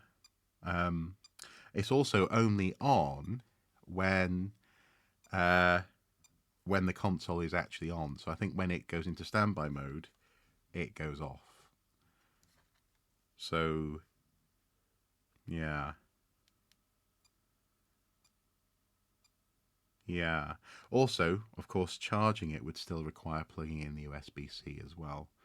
So it'd be really nice. It would have been, again, it would have been so cool if they could have made this a wireless charging thingy with a special, maybe even with a Legend of Zelda treasure chest. You put it in there and it's, I don't know. I'm dreaming. We're dreaming. But there's something we can do. Something. I think we can make something interesting. So yes, space archaeology. Apologies, space archaeology. So I'll go back to full screen me. It looks like the internet is being a little bit dodgy, so apologies if that's the case. Space archaeology, what do I think of it? If you're talking about the use of satellites to identify potential archaeological sites, then I think it's exciting. And it is actually a technique that's been in use for a while now.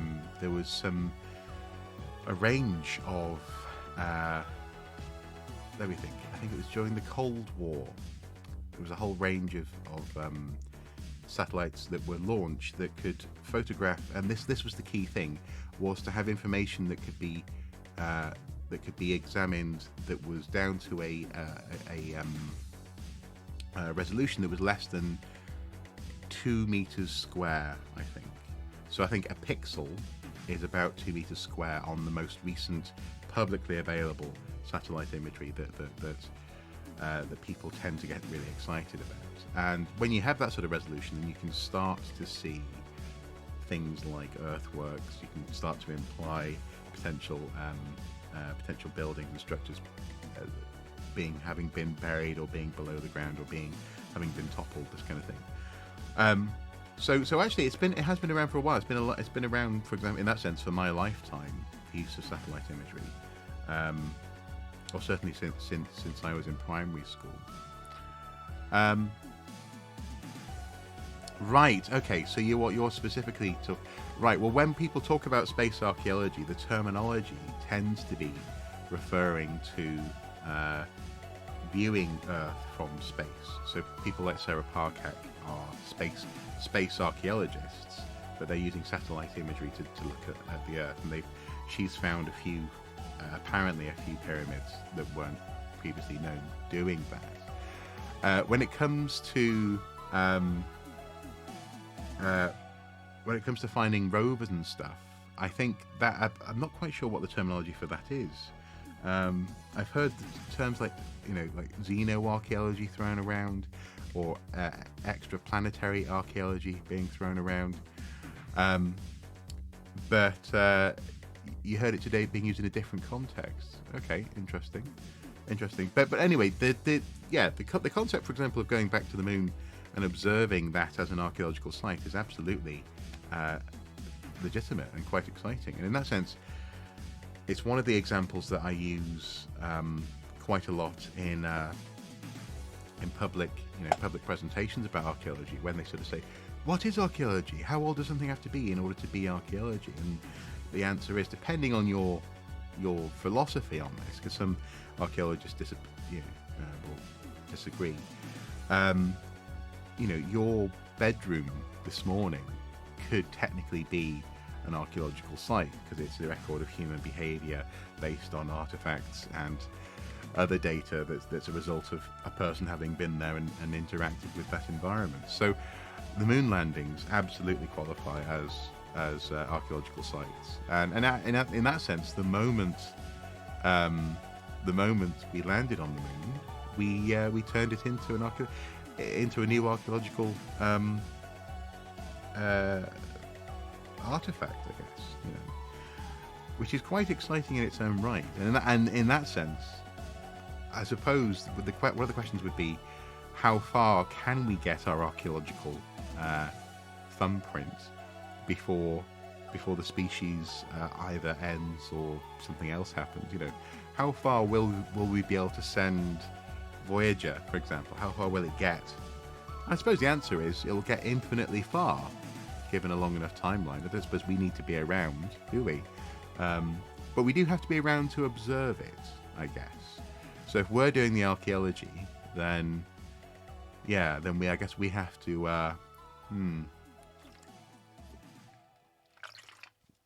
we have to observe it, but not necessarily. So would that be xenoarchaeology? If someone else observes our behavior, or for example observes Voyager or Voyager 2, unless archaeology is being done by aliens. Exactly.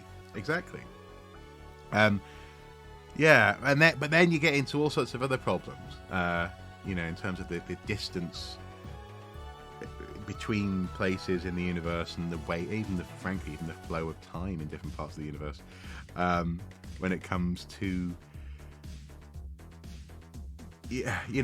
people. There's the slightly trite thing, isn't there, that looking into space is a time machine, because everything you're seeing, the stars, etc., the light has taken so long to get here, you're looking into the past. So there are issues there in terms of the implications of observing alien archaeology. Would it be something this is current? Would it be something actually? Well, I suppose it's all going to be from a past.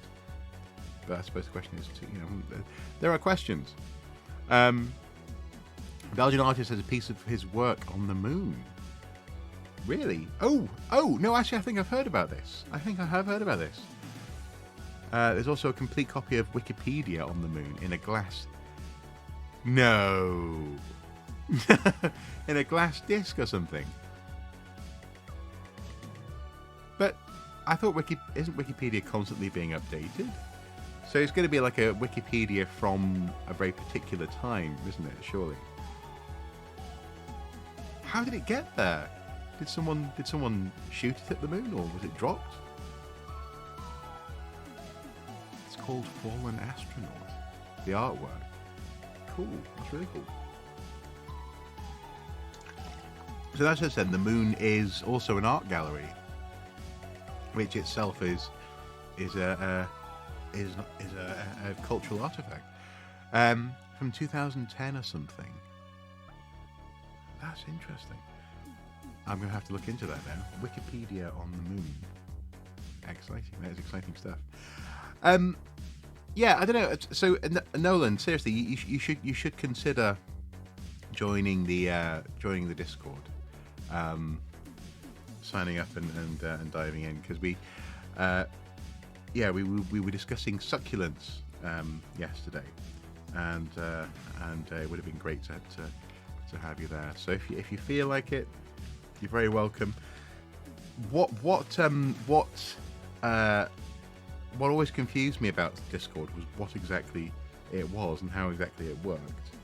And it's a message board. That's basically what it is. It's a message board. Hate making new passwords. That's a good point. I was about to suggest a password, but obviously suggesting it publicly over a webcam, broadcasting it would defeat the purpose, wouldn't it? Absolutely. Man, it is worth it. And also, given that that'll be fun. Precisely 1, 2, 3, 4, 5, 6. You can always watch my YouTube. Give it a grow. Shameless plug. That's the thing. You see, I shared your concerning hobbits video on the Discord, in which you were looking at a plant very similar to the one that I took a photo of, which I have the name of here. It's called a crassula horn tree, which I'm not sure if that has a different name elsewhere in the world. A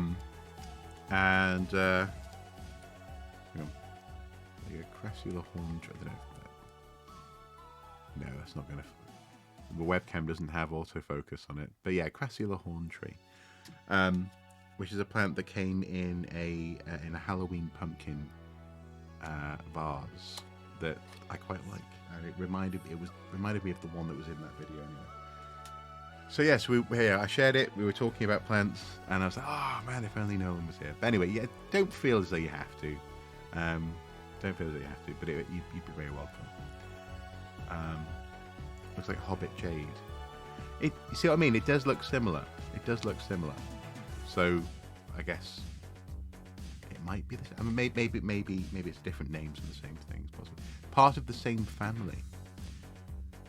But is it indeed? Are they indeed succulents or not? As we were discussing. There's my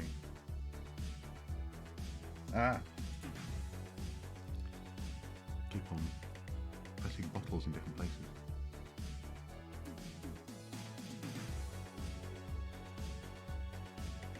Definitely a succulent. Okay, that's good to know. Cool.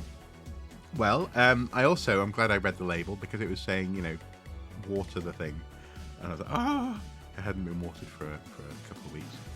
But it's looking happier now. A jade by the look of it. See, you see, I sort of looked at the video, I recognised the plant. It's all good. And but yes, I liked it. It was a good video, and also I liked your rendition of Concerning Hobbits as well. That was fun. And also, actually, that's something else that could be done in a live stream, isn't it? It doesn't have to be just be looking at things. It could be, playing with instruments, mucking about with music, this kind of thing. Like to go a few weeks without water. That's good to know. I had to get rid of my jade plants because they're toxic to cats, and she was showing an interest in it. Oh, that's a shame. That's a shame. Oh no, but you're very welcome. You're very welcome. It was I plan on looking. Frankly, Mrs. Soup and we're both semi-keen gardeners in so much as we very much like our gardens, front and back, and we're always looking for either interesting plants or interesting ways of just tweaking them, because they're a bit boring actually. So actually in the front garden, which has a south-facing aspect, Mrs. Soup definitely wants to do, or would like to do, a vegetable patch. The problem there, though, is that there's no wall really. I mean, there is a wall. It's like a revetment wall that stops the soil of the garden falling onto the pavement. But you can roll, like you can fall over it into the garden, which would mean that if we were growing carrots or something, drunk people would definitely pick them as they were going past. So we have things to figure out. Did you like my putting on the ring and going invisible? Yes, yeah. It was good. It was playful, and it's exactly that kind of thing that I think YouTube is made for, isn't it? It's made for having that sort of fun. And I think sometimes I've definitely been guilty of slightly forgetting that at times, layering the pressure on, as it were. Live streams can be done on anything. Exactly. And the thing is, again, I shouldn't be hard on myself. I was quite late to the live streaming gig because I thought it would be too complicated to do. I've got into live streaming games on a PC because I was lucky enough to be able to have a PC that could manage it, and now I'm branching out into using other equipment and also crucially enjoying these conversations as well. I mean, as much as I feel a bit sick this evening, I definitely wanted to live stream because I really enjoy these this stuff. It's fun. It's fun. Too hard on myself sometimes, Mr. Sue. I can, yeah, I know. I can be hard on myself. We all love you. Well, in that sense, yeah. People can. I'm more than happy for people to love me when I don't love myself, as it were. Because streaming in the past just never got around to giving it a go. Well, what sort of thing would you stream, do you think, Charmanar? What do you reckon? I'm not going to change the title of the stream again. Sorry, if someone turns up and goes, what? I can just go, look, I've got it here. What we've done. Because yeah. What do you think you would stream? Would it be games? Would it be? I suppose would it be historical? The problem is as you've discussed before, when it comes to your tours, for example, you wouldn't want to. You'd have to think about how it would work and not give away information and routes that people otherwise would want to come along and experience in person. You didn't like streaming? Interesting. Maybe I don't know, but probably just me being bad at games. Well, yeah, but maybe that's the thing there. Maybe the cat could be. Certainly on Beck's streams, the cat often turns up and seems to have an obsession with pointing its bottom at the camera. Wasn't ready for the grind in getting followers. Yeah. And I mean, and in that sense, I'm quite fortunate as much as I definitely don't see streaming at this point as something where I need to get more followers. I'd like to keep on getting followers, but yeah, it's something that primarily I enjoy doing. Viewers would have to be comfortable with the possibility of the cat putting her actor in front of them.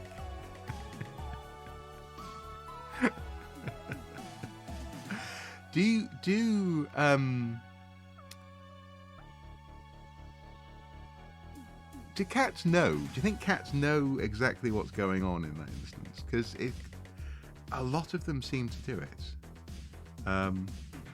Precisely, Beck. Precisely. But do you think the cat just goes, "That's an eye. It's looking at me. I'm going to show it my back."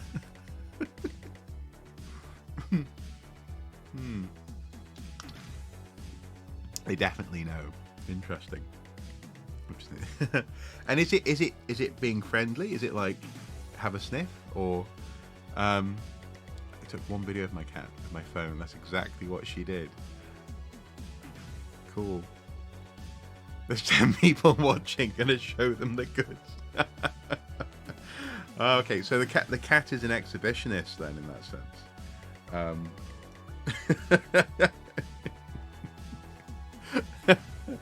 Yeah, you know what you came for. You know what you want to see. Yeah, I'll put it on you. Go ahead. Yeah, yeah. Why not? I mean, if we have more than one of those videos hanging around, we could start a whole thread of it. If you really want to do. Cats are divas. Yeah, cats can be divas, can't they? And that's the thing. I know a couple of cats. Increasingly, I know cats that I like and that like me, which is really lovely. But unfortunately, my first experience with a cat was as a small kid.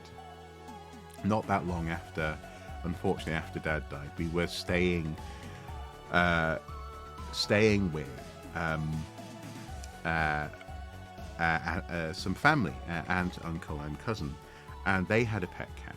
And this cat came downstairs at the same time that I was leaving to go upstairs. It jumped and just sort of embedded itself in my chest. Like, and I was a kid, it sort of went poof, and it, like, its claws went right. And clearly it was scared. It had got a scare. We'd only been in the house for a couple of days, so it was still getting used to us being there. And but that really, well, it terrified me, actually. And obviously it was in the context of some family upheaval as well. So, you know, I developed a bit, not a phobia, but a bit of a mistrust of cats, shall we say. And then the next cat that I knew for any length of time was truly troubled. As much as his owner, his name was Zach, ran away. Ran away. Oh, sorry that you can't hear the I'm gonna have to put the sounds on this part of the stream as well in future. Anyway, yeah, even his owner, even Zach's owner, basically said that he was a psychopath, and he had problems because he seemingly hadn't been acculturated very well to, for example, being stroked, and to, I suppose, the difference between pleasure and pain. He really seemed to enjoy actually being really hardly stroked. Hardly, is that the right word? Really firmly stroked. Nom nom nom is not the right channel for it. But he also would get to a point where, as he was being stroked, he just couldn't take it anymore, and he would just almost, it seemed like he was trying to stroke you back, but he would also scratch you, and when you yelped, he would, I don't know, he had this weird relationship between the two, and that wasn't good, because, you know, he could smell fear on me, and he seemingly wanted to investigate that a lot. The next cat that person got is lovely. She is lovely. Her name's Katinka, and she's absolutely adorable. Little pink beans on her paws, very, very playful, and almost never shows her claws, to me at least anyway. She'll sort of come over, she'll explore, she'll sniff me because I'll smell like Indy, and we'll have lots of fun playing with with feathers on strings, this kind of thing. So you know, it's improving. My relationship with cats is improving, but for the longest of times, it was not good. But the biggie, though, the biggie is the simple fact that the cats are still absolutely killers. You know, and I still struggle with the fact that they don't.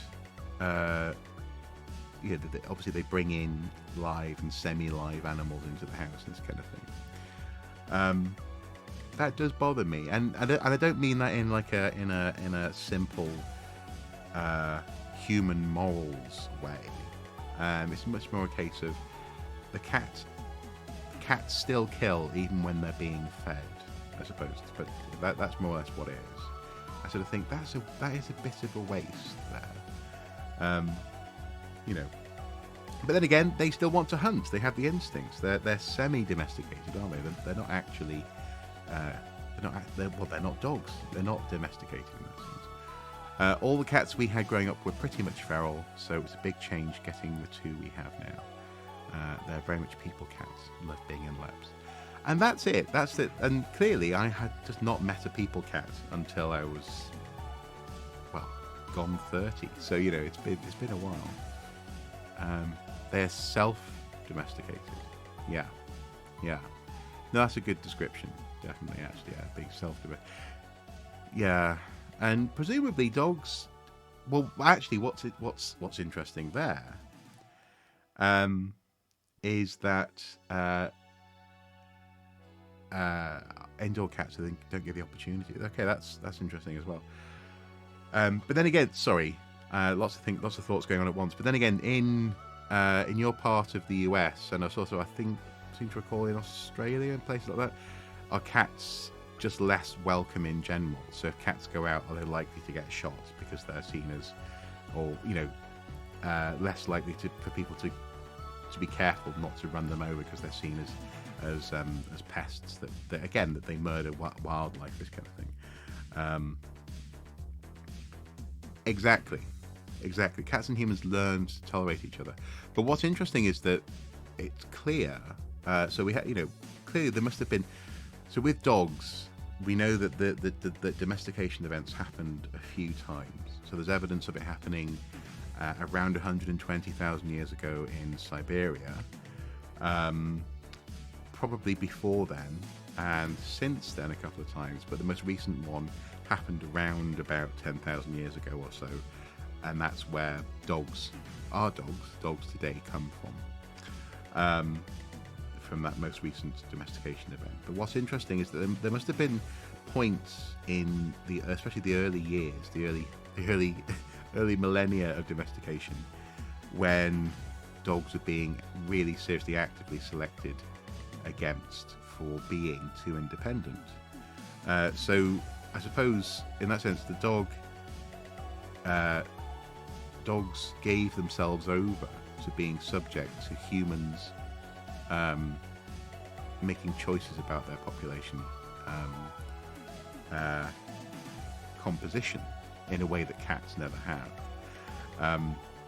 But also it can be reversed. There was a woman in the Soviet Union who was doing research where she was taking dogs and breeding them specifically, choosing them for breeding specifically in order to get them more wild. So they're less acculturated, less socialized, that's the word. The less socialized animals were being rewarded. And within, I think, might have been 3 generations, she more or less got wolf-like behavior out of dogs. They chase flies and kill them. That's fun. Yeah, okay. Back when we all stored the harvest in a barn, cats were extremely helpful for killing mice. That's true. Not so much anymore. Yeah. Depends on the feral cat population. We have a lot of people in town who are taking care of feral cat colonies. I have a friend who has a farm and she's always adopting cats to use in their original job of keeping pests under control. Precisely.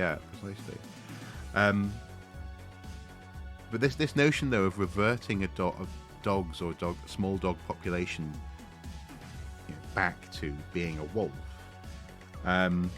wolf-like specifically manifests in simple. Well, it's expressed in a simple moment of whether or not you can hand something to the animal and how it responds to that. So dogs, Indy, for example, when he was tiny wolves, Indy, for example, when he a couple of years ago, when he was a bit more alert, you could play tug with him, for example. You could hand him a toy, and he would hold it, and then if you said, "Okay, give it to me," sometimes he would sort of drop it away from you, expecting that, but that was part of the game. This sort of who's going to pick it and who's going to give ground, this kind of thing. But he would relinquish it. There was no question of either not understanding the question or the command, as it were, or the request, or of having a sort of sense of, as it were, ownership over the thing that's in front of you. Wolves grow out of that. That's one of the key differences between the two species, I guess. But also, if you think about it in that sense, almost like a subspecies behaviour, it's almost as though wolves go all the way through this sort of maturation, where they get to a point where you can't really train them. They can't really live indoors, they will shred furniture. They will, all this sort of stuff. But also, they when you hand a wolf, a full-on, a grown wolf, something, it will decide if it wants to keep it or not, and if it thinks it's its, then in that sort of as you say, it's sort of like a social struggle. It's certainly some sort of hierarchy. If this notion of alpha, etc. And they're much more independent. They don't feel the need to play the game at your request. So that was interesting. So this woman, she was it was one of these weird experiments in Cold War Soviet Union, and she was quite successful. And they ended up, I seem to recall, they ended up having to destroy all the animals because they ended up with a bunch of wolf-like dogs that they couldn't control or do anything useful with. But I think it was a sort of eugenics thing as well. I think they were interested in, I don't know, altering human behaviour through selective breeding and all this kind of, etc., etc. It was weird science, but in that instance, especially for doggy world people, it had some interesting implications, definitely. Some hypotheses about dogs not maturing completely, which made them especially malleable templates. Well, actually, it's interesting in that research, precisely, yeah, toddlers. She said that we select for dogs that kind of stay a bit more like a puppy. So we tend to, in terms of preferable companions, but also the dogs that we allow to breed, tend to be ones that have bigger eyes. They tend to be a bit more placid. They tend to be a bit more playful. They also tend not to try and assert themselves, I guess. Unless, of course, they're being bred specifically to, maul people. That's one of the reasons why, some of the pit bull breeds and some of the others are problematic, or can be problematic at times. That's why people love dogs. They're like toddlers forever. Possibly, yeah. Yeah, I mean, but and then that's the funny thing is, Indy at the moment, he's like a toddler, with old man stubbornness and grumpiness, and he's also gone a little bit senile, and he's losing his sight and his hearing. So he's like a toddler. Wait, no, he's like a little old man now. He's sort of, it's like he skips the grown-up bit. So he's gone from being dependent toddler to being dependent old man. All dogs still play, which is not common in animals. We usually play to learn about the world, or play to learn about the world for resource gathering, or for socialization, or for learning your place in the world. Yeah. whereas play for play's sake is it's not something that we forced on the animals, though. I don't think. I think it's something that we've encouraged in them, because it's also clear that that dolphins, killer whales, octopuses, octopodi. I think it's octopuses actually technically. Well, linguistically it's octopodi, but we call them octopuses. And other animals, elephants, I think as well. I think they do play for play's sake. I think it has been observed. Chimpanzees too, bonobos as well, gorillas. It's funny. The more you look at the animal kingdom, the less specific behaviour marks humans out as actually being different. Because God forbid we are in fact animals. Who knew that? Crikey. Is it? I think we should be. Is it 80%? I think 80% of our DNA is the same as an oak tree, and I think above. I might be wrong here. Is it above 90% is the same as a banana? It's astonishingly high anyway. How similar we are to lots of other life on this planet. Cats play all their lives, but certainly do it less as they get older. The slow kill seems to be their favourite game. And that's precisely it. That's precisely why I just have the, I love cats right up until they are torturing something to death, for their own amusement. And the thing is, I understand, I get that they're not doing it in the same way that a cruel person would do it. And also as well, even if they were, they're not bound by the same, thought processes, or certainly not moralistic sensibilities. So I understand, I do, but it's just, I just struggle with it. I struggle to see a mouse, just being toyed with, and it's not easy. But I don't know. Humans are way worse. That's why I like plants. Yeah, I can understand that. It's funny, actually. I was thinking, for some reason, I keep on thinking lately about. Well, it's not for some reason, actually. I've been reminded recently a couple of times about. And the arts fashion. About some of my meanderings of my youth back in Wales. But in particular, there's a certain section of the hillside in Prestatyn that leads up into the Vale of Clwyd, where the range of plants, the particular density of the woodland, which it doesn't seem to be a managed woodland. Actually, in some places, it's actually quite old woodland. Is just so calming. I sort of miss that kind of environment. It's been a while. Up here in the northeast, Kielder Forest is there, but it's a bit further to go to get to it. And then most of the sort of the woodland environments tend to be plantation woods, so they're fairly regimented. Maybe for pheasants, this kind of thing. But as far as plants and gardens go, this is why Mr. Super and I are both interested. Both she and I are interested in improving our garden, I think. I get mooned a dozen times in the evening while watching Soupy stream.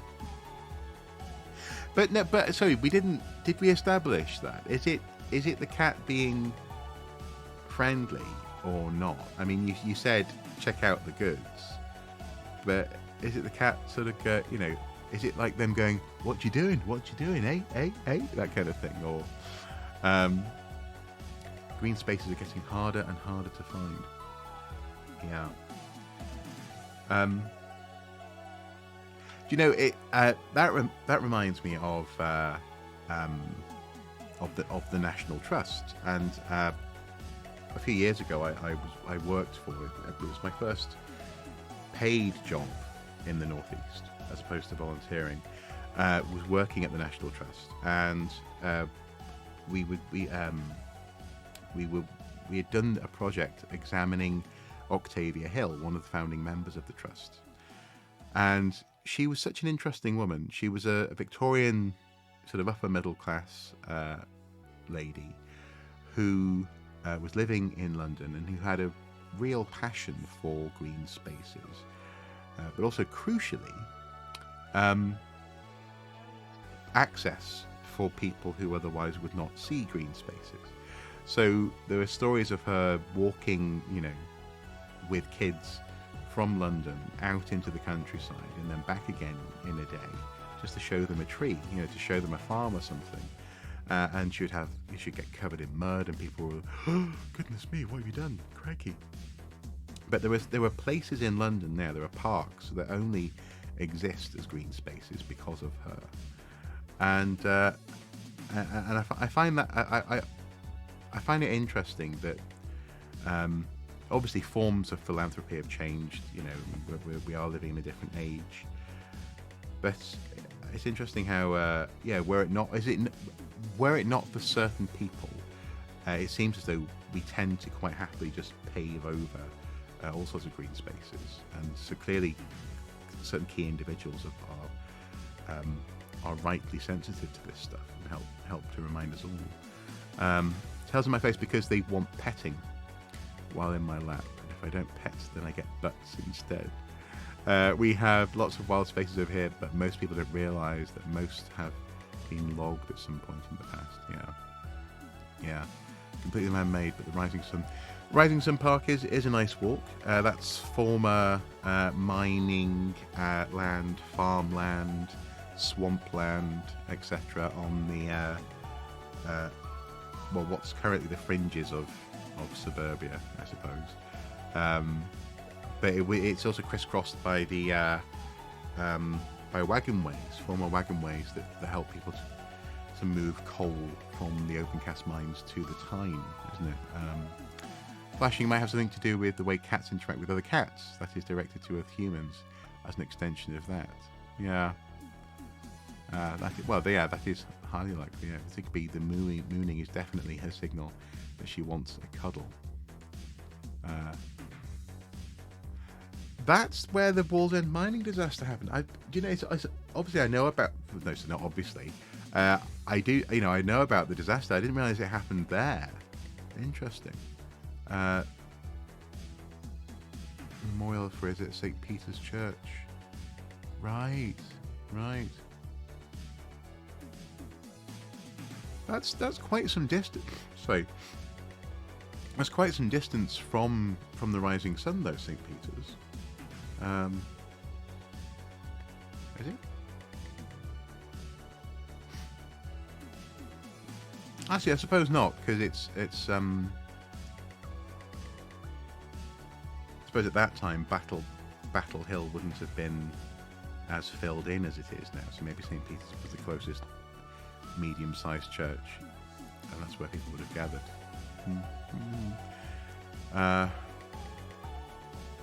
No, that was Aberfan in the 50s, 60s. No, that was something else. No, the Aberfan disaster was truly shocking.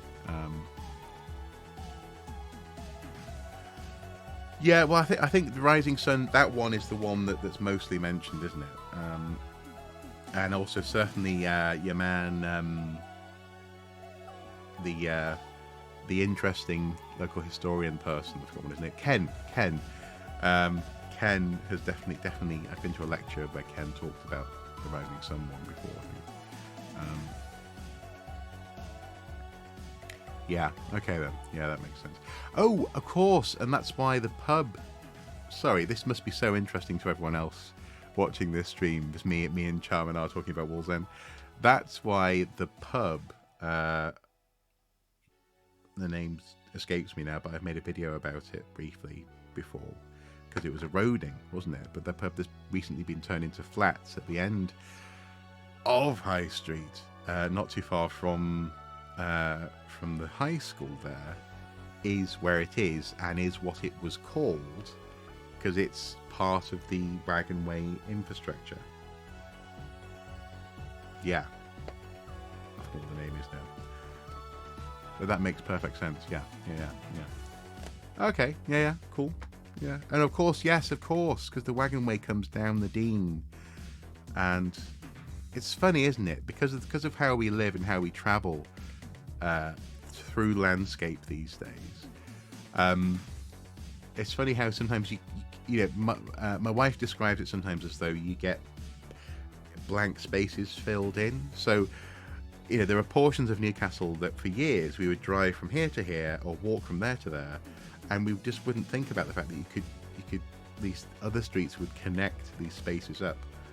And it's odd. I know where these different ends of wagonways are, and I know in my head they're kind of they're like that, whereas actually in an actual map they're more like that, and you just need to connect between the two of them.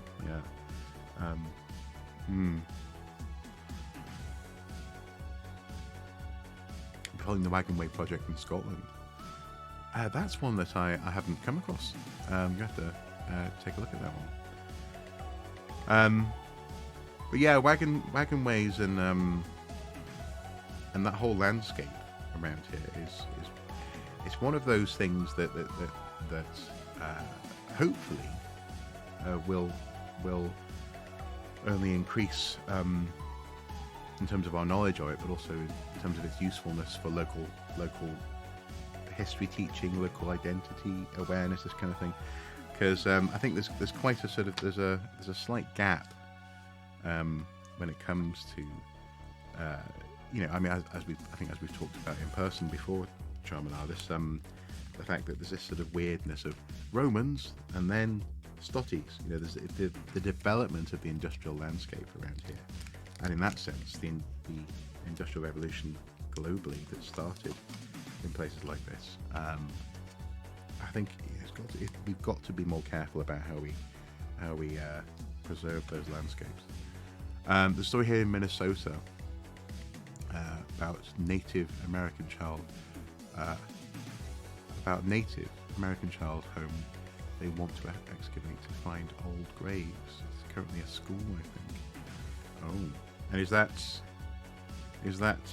at all akin to the unfortunate sort of stuff that we see in places like recently Canada and Australia, etc.? Is it that kind of school, or is it actually it's quite a happy place and there's no problems going on there? Yeah, there was something. Yeah. Yes, please do. Well, put it in the Discord.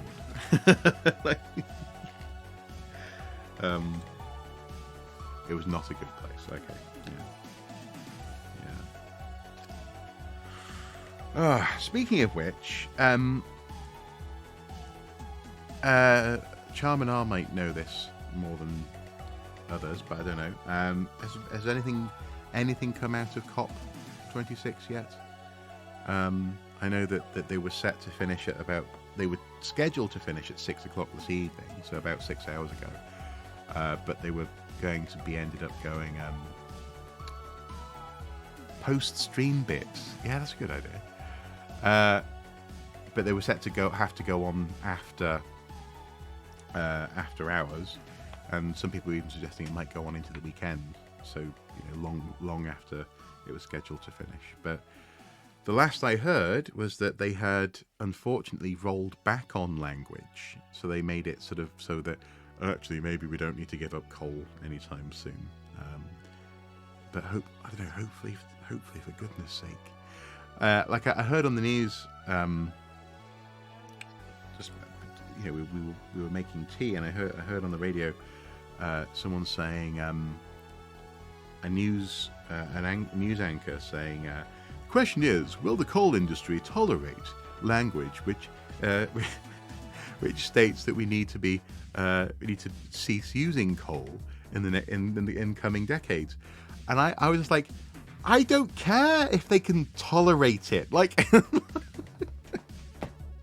again, I know it's economics, and you can't just flick a switch and turn off a whole way of living, but oh my goodness, like like if they're smart, then they will be seeking to, they will be diversifying. They'll be at the forefront of renewable. Put that money into other stuff. They can keep on making money. Just stop using coal. And then methane. That's the other one as well. That apparently was low-hanging fruit, but they haven't got much of a declaration on that one yet. To be honest, I did a late tour today, so I didn't get home till after 7. Haven't seen the news. Okay. Yeah, I think this was around 5:30. They were saying, half an hour to go. Things are looking. The phrase has been flop 26, and apparently the Prime Minister is desperate not to have flop 26 at the same time as the scandals that are unfolding in Parliament. Alert on my phone that things have been pushed back to the next COP meeting next year in Greece or something. Oh, rats. Okay. That's something which has come out of COP, is that they're now going to start meeting. The next one was set to be 2025, but instead they're going to start meeting quite possibly annually. What we can do is phase out in a controlled way, so they're suffering an uncontrolled disruption, and unpredictably, of the consequences of doing nothing. Yes, exactly. We can choose to do this, or we can have it, forced upon us either through necessity, or because things like supply chains will be disrupted because the environment will become less and less predictable. PM has effed everything else up. I expect nothing less from COP with him at the helm. Yeah, it's a real shame, isn't it? Yeah. It's I am now changing the live stream. I'm not sure how much longer I'm going to be here, but might as well. Yeah. Chatting.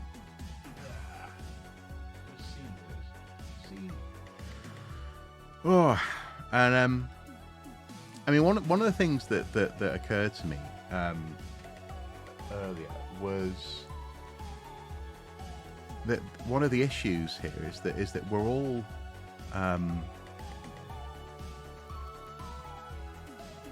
yeah, you're right. He was late, and it wasn't a good look.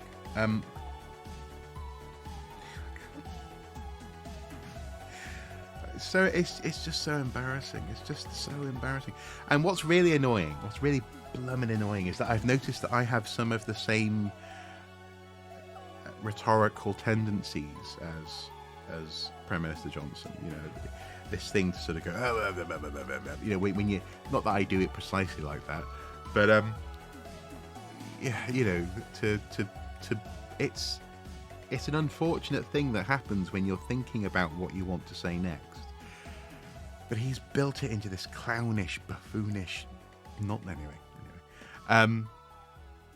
What was I saying? Oh, that's it. Yeah. So it occurred to me earlier.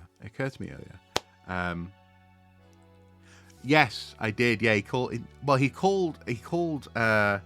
think he was referring to, because he went on to quote Shakespeare, and he called it the Emerald Isle. What Obama was referring to there was Gilded Isles.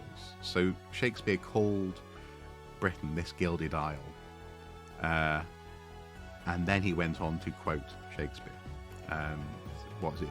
Wounds being healed by degrees, being slowly healed over time. So it wasn't that bad a fluff, but I did catch it when he said it. I was like, oh, damn it, Obama. Whoever wrote that for you, if you wrote it yourself, it was so close, so close. Sceptred Isle.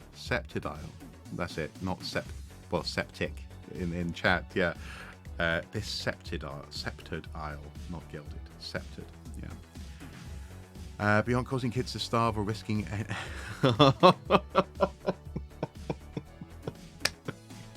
You're right, yeah, I'm not taking money from kids, I'm not risking peace in Northern Ireland, I'm not constantly lying to people.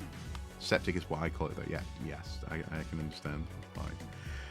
Fine. So what occurred to me earlier was one of the problems with the way that we've done, the way that we do all of this, the way that we negotiate at any of these sorts of conferences, and I say we, I mean people, the way that people have found this way of doing things, is that, so for example, let's say that the Biden administration, Biden turns up and his key advisors are there, and it was 40 odd cars in the what's the word? In the queue. That's not the word, is it? In the entourage. 40 odd cars were there, and he leaves a significant chunk of those people behind to keep on negotiating when he goes home. The problem is the people negotiating, and this applies to everyone. I'm just using him as an example, or the US delegation as an example here. The problem is negotiations will happen along the lines of, well, here is our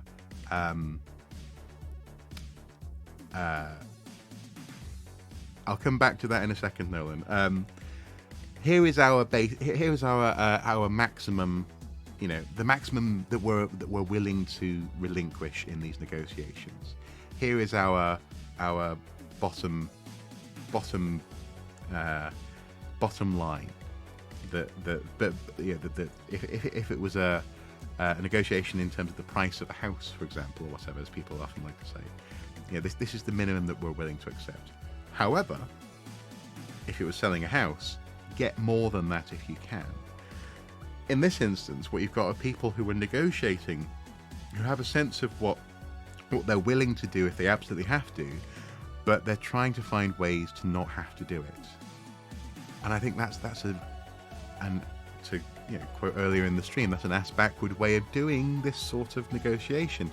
I mean, John Kerry earlier today, I think around 3 o'clock, so with 3 hours to go before the end of the scheduled conference, was saying, look, if this is an existential crisis, we need to behave as though it's existential. We can't say existential and then behave like it's business as normal. But I can't help but think that negotiating in that sort of what's it called? It's a Dutch auction. That's it. Dutch auction kind of way is precisely part of the problem. We seem to think that we can make deals and bargains about this stuff when even waiting a year, if it is increased next year, that's too much time. We haven't got that. Did they reckon it's 12 years to make a significant change? I like this chatting stream. Ever thought about doing a live watching brief? We have. Andy and I have thought about doing that. I think we would both have to accept a certain level though of flubbing, and also we'd have to do a little bit more prep in terms of not potentially getting into legal hot water. So like last week we recorded something. So that this not this week's watching brief, not the one that's just come out today. Last week we recorded and Andy realised after the fact, about 6 hours after recording, actually, I'd done all the editing, it was uploaded, he had seen the preview.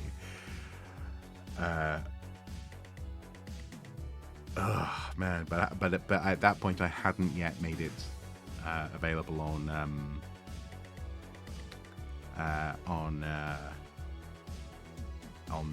Patreon or on the Soup Kitchen.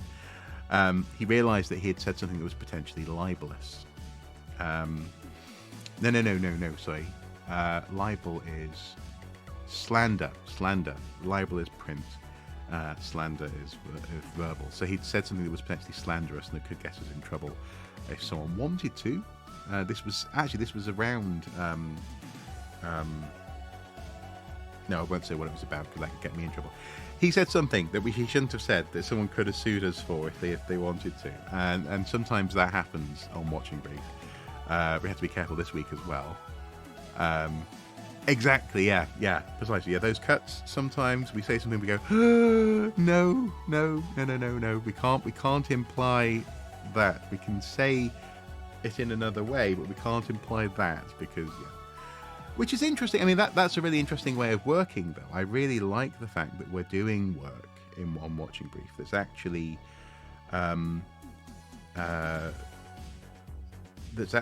it's risky because it's meaningful. It has stakes because it's talking about real issues that it can get you in trouble because the issues matter. And so, obviously they matter to an extent. They matter often within what many people would consider to be a niche sector. But in that sense, I suppose all stories have their own niche.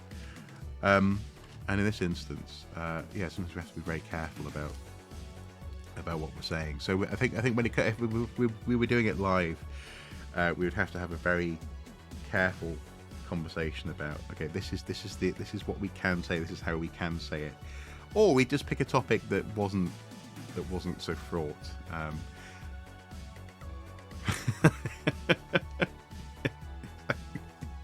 Start and end all sentences with well, actually, it's I don't know about Portuguese, Smig, but obviously in Spanish you have the punctuation at the beginning and end of a sentence, don't you? So you can have an exclamation mark. I think it's upside down at the beginning and right way up at the end to bracket something with meaning. So maybe we could do that, but with the word allegedly just all the time. Yeah. Hello, welcome back to Allegedly Watching Brief. Allegedly for the week of the 8th of November 2021. This week, allegedly, I'm talking to my co-host, allegedly, Andy Brockman. We don't do that, we're not weird. Well, where did that come from? I'm curious as to, was that a decision that was made at some point? Was it akin to, like the way that the French language is very actively curated and mandated for preservation? Was it something that came out of typewriting, as it were, typewritten font? Was it something that came out of standardization? Do you happen to know? Not that there's any reason that you necessarily would know, but I'm just curious. Well, that's the thing. I've never seen a precedent anywhere. To be honest, the first time I saw it, I think I must have been early high school or something. The first time I saw it, I thought there was a misprint. I thought there was something wrong. But I like it. I like the idea. I like the idea of bracketing a sentence with that sort of contextual meaning. As you say, it is a bit weird, but it's interesting.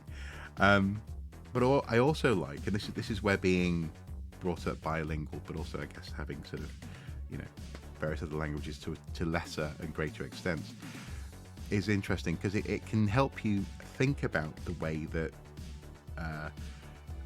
way that you get an insight into how people think through language. And so one of the things that I find really interesting is the doubling up of symbols. And this is something which I've wanted to make a video about for a while now on Archaeosoup, but I haven't yet. And this is so in English there's an idiom: two wrongs don't make a right. Whereas actually linguistically, especially in pictographic languages, two wrongs make a wronger. Or two rights, or two of something can make it more of that thing. So and this sometimes comes out in English translations of, for example, Chinese restaurant names. So there's a restaurant that we used to get takeaway from that was called Double Happiness, and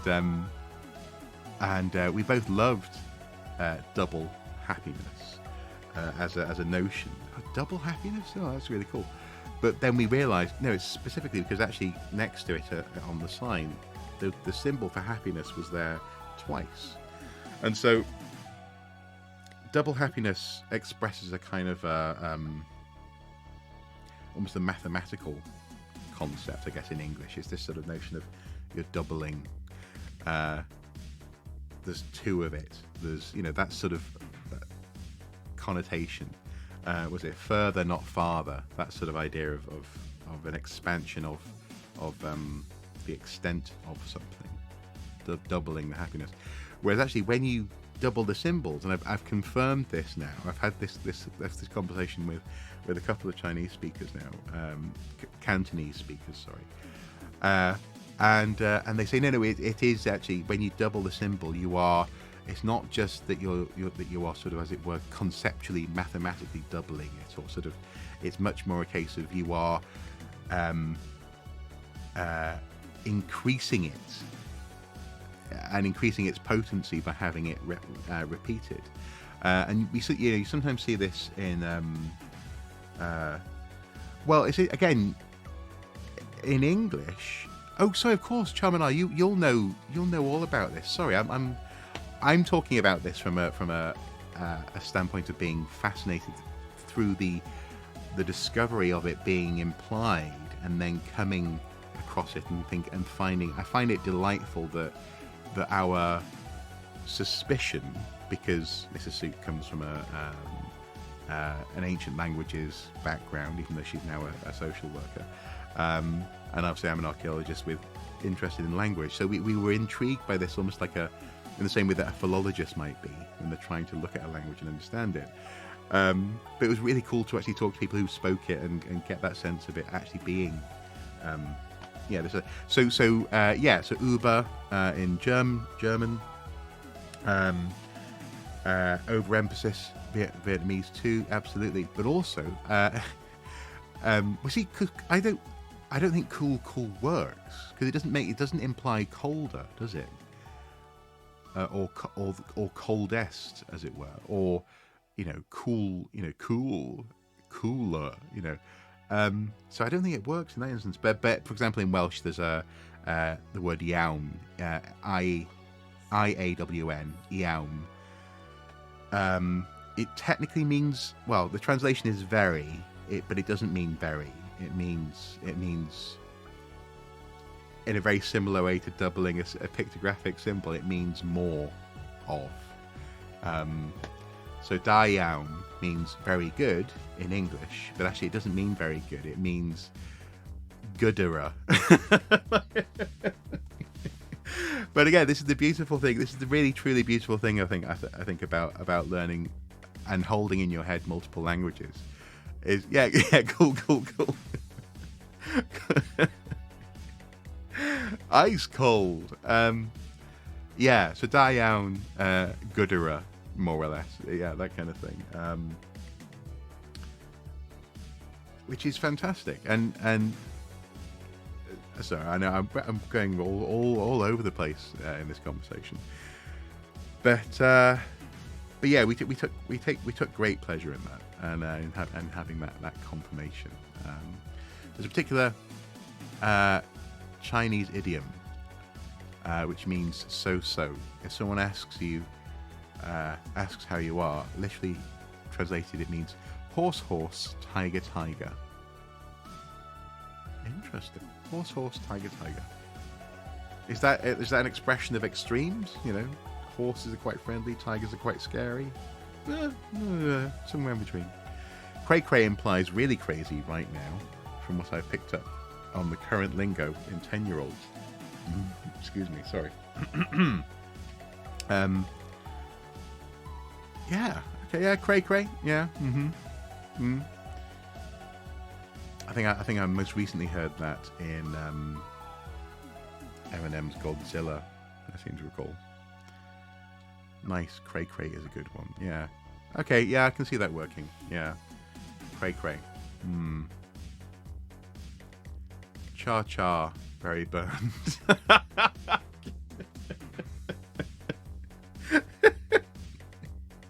Oh, wet. There you go. Wetter, wettest.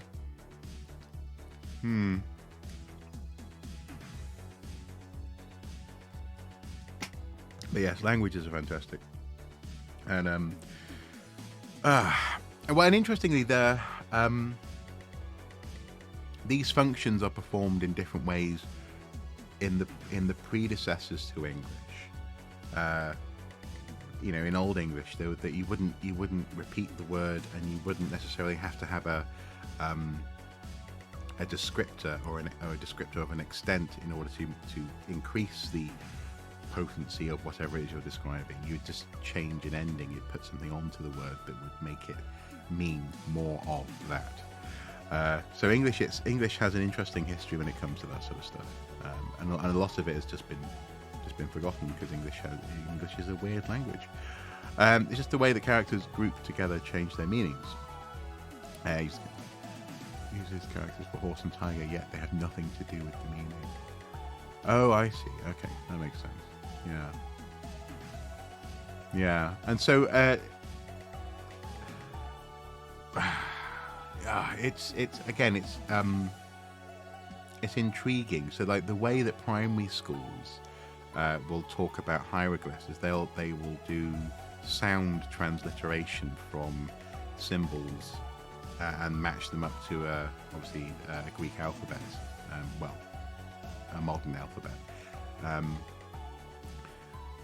But the symbols that they're dealing with not only had sounds, and also they had more sounds necessarily than the ones that we're looking for in order to fill up an alphabet in English, but also as well they had individual meanings themselves. So you could read them as I don't know, water. There's like a zigzaggy symbol in hieroglyphics that means water, but also it could be used to spell out other words and other concepts. I don't know if that's similar or not, but again, it's the difference between this hieroglyphic, pictographic, and there's another word which is another subtle variation on these things as well. So the rules are subtly different depending on the particular iteration, I think. In 1754, the Real Academia Española recommended the use of an inverted or opening question mark to introduce questions. 1754 to introduce questions. Acceptance of the opening question mark began slowly and was not widely used until the Academia gained authority when a strengthened Spanish monarchy emerged in the mid-19th century, with the exception of Catalan, of course, which used opening question mark until 1993. Major Romance languages such as French, Portuguese, and Italian did not follow suit. Okay, yeah. But again, I wonder why that came about. Is it because of is it possible to vary sentence structure so that you wouldn't know it was a question until the very end? Is that it? Is it? I was thinking because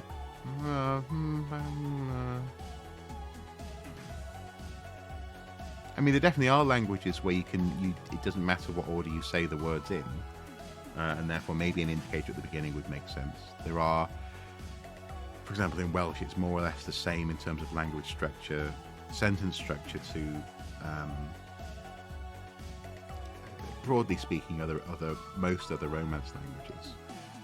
So, for example, instead of goldfish, it's the equivalent of saying poisson rouge. You know, you say fish, gold, fish which is gold, fish which is red, kind of thing. I found the opening question mark helpful when I tried to learn Spanish. The inverted exclamation mark tripped me up regularly, though. I kept seeing it as an I. Yeah, no, I can imagine that. It would make sense in the reading of a play to know how to speak the line. Yeah. Unless you just do that constant thing where all you do is talk upwards all the time, and one time at band camp.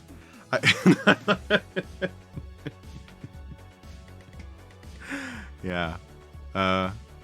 Okay, yeah. So I suppose it could inform a public performance. Certainly. Definitely. Incidentally, when it comes to Uptalk, when it comes to band camp, I have in the shed it's a band clamp. I know you said bland camp. I have a bland camp. No, I have a band clamp. Which, whenever I see it, I just think to myself, one time, a band clamp? I wedged together 4 pieces of wood to make a square. Exclamation, sheesh, my typing is is bad right now. I need to sleep. It is getting late, isn't it? Yeah. That's the risk with these chatting streams. I can talk even when I'm feeling under the weather. I can talk for championship level lengths of time, rather than being surprised at the end of a sentence as it was a question the whole time. Yeah. But also, how surprised? I'm just thinking, how surprised are we? Well, there you go. There's a question for you. How surprised are we in a sentence, for the most part, that it is a question? And I guess that in that instance, we've started with the word how. So it's a question. How are you? Why? Yeah. Okay, then, it's only 7:15 for you in the US, 6:15 for you. Australians always sound surprised by questions. Well, yeah. But and it's called. I think I forgot exactly what it's called. But there's an Australian upswing, isn't there, at the end of sentences? Which it's fine, That's just how they talk. But I think having a variation in the end is helpful, and in that sense, why not indicate it at the beginning of a sentence when you're writing it down? I'm going to look more into that. I'm curious about that stuff. Australians always sound blah, blah, blah. Smashed avocado on toast to brekkie, ? It's the inflection, if that's the right word. The inflection is the word, but there's a terminology because it's used now quite widely. So people, for example, here in the UK will use it a lot. People in the US have used it as well, and apparently a little bit like certain words, like the word addicting. It's become more and more common because people are watching each other on the internet as well. This tendency to talk up at the end of sentences. But I think it's called the Antipodean something or other. It's specifically it might be the Antipodean inflection. I don't know. Right, it is late. It's 1:20. Addicting. Oh God, have you not come across that word, addicting? Oh, you're so lucky if you haven't.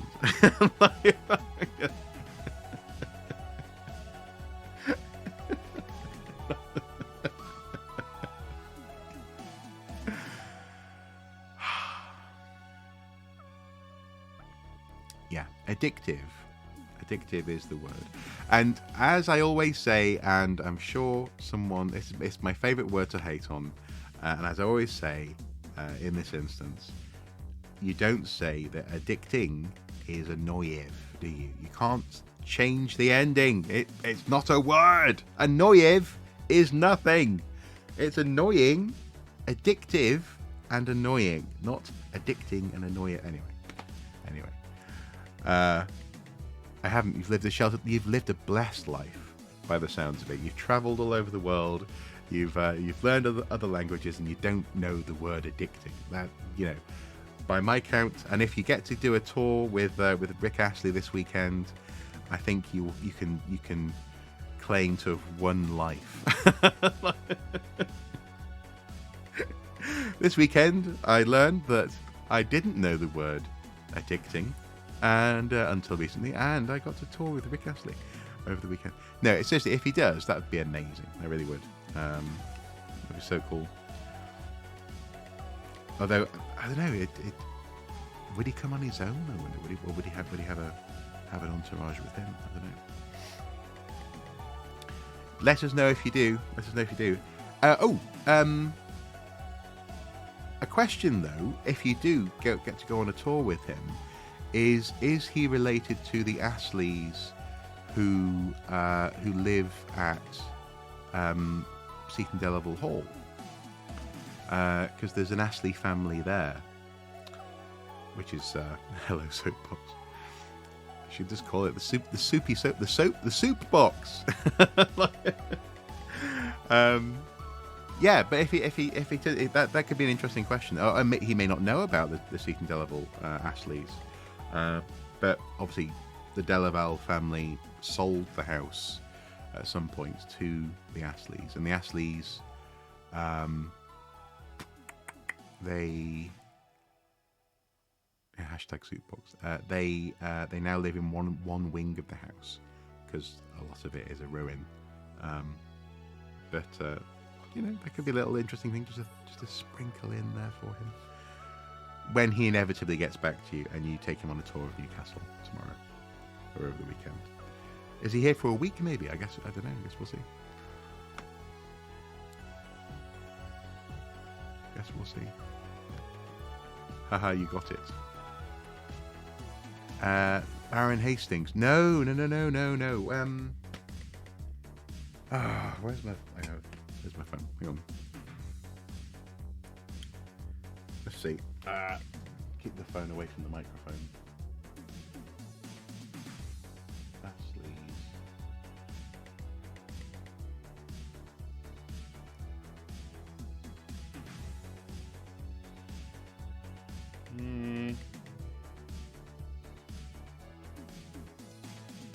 Or maybe I'm getting muddled up there.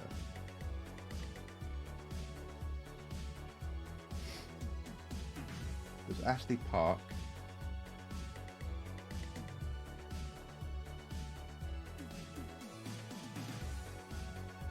Delaval Hall. National Trust. There.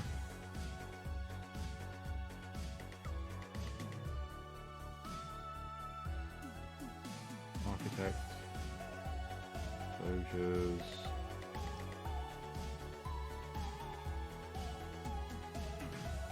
Favourite soup before we go? Chicken and wild rice.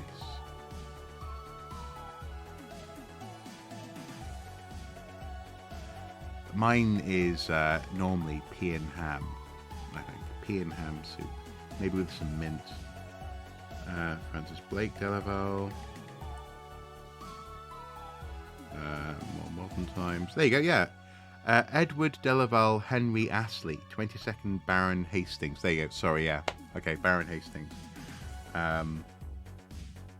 So I thought you meant Baron Hastings as like he was Baron Hastings, not as a title. Sorry. Yeah, Delaval Astley.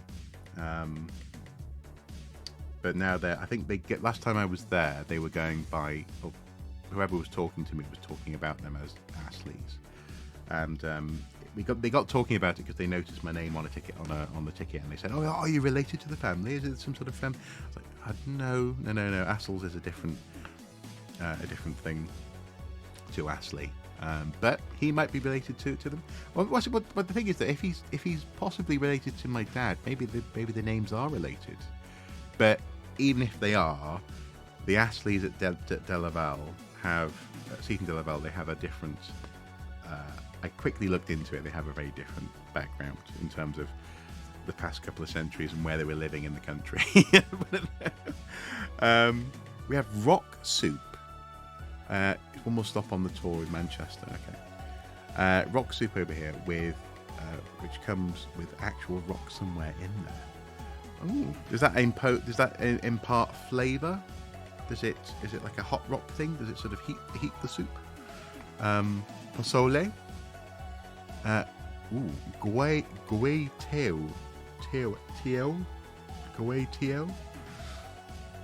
broccoli with a bit of pungent cheese. Ooh, blue cheese. That's quite nice actually. Oxtail soup.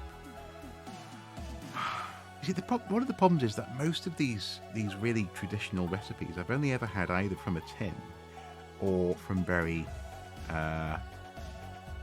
very poorly made examples, like very watery soups. Whereas I'm sure, really good examples will be delicious.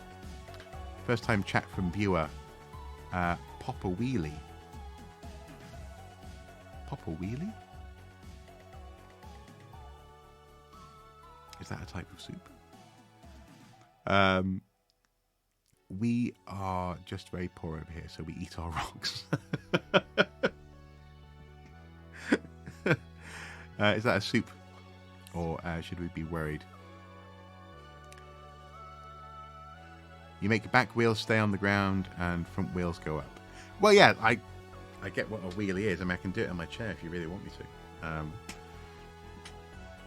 Yeah, there you go. Front wheels are up.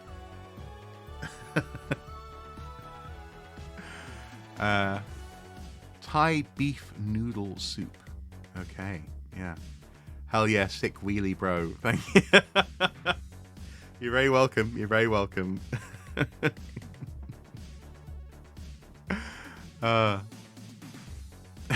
Cheers. Oh dear. Thank you. Thank you.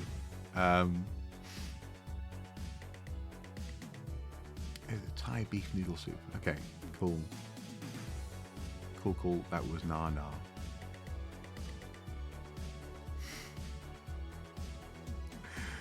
It has been, my friends, it has been a wonderful and fun live stream.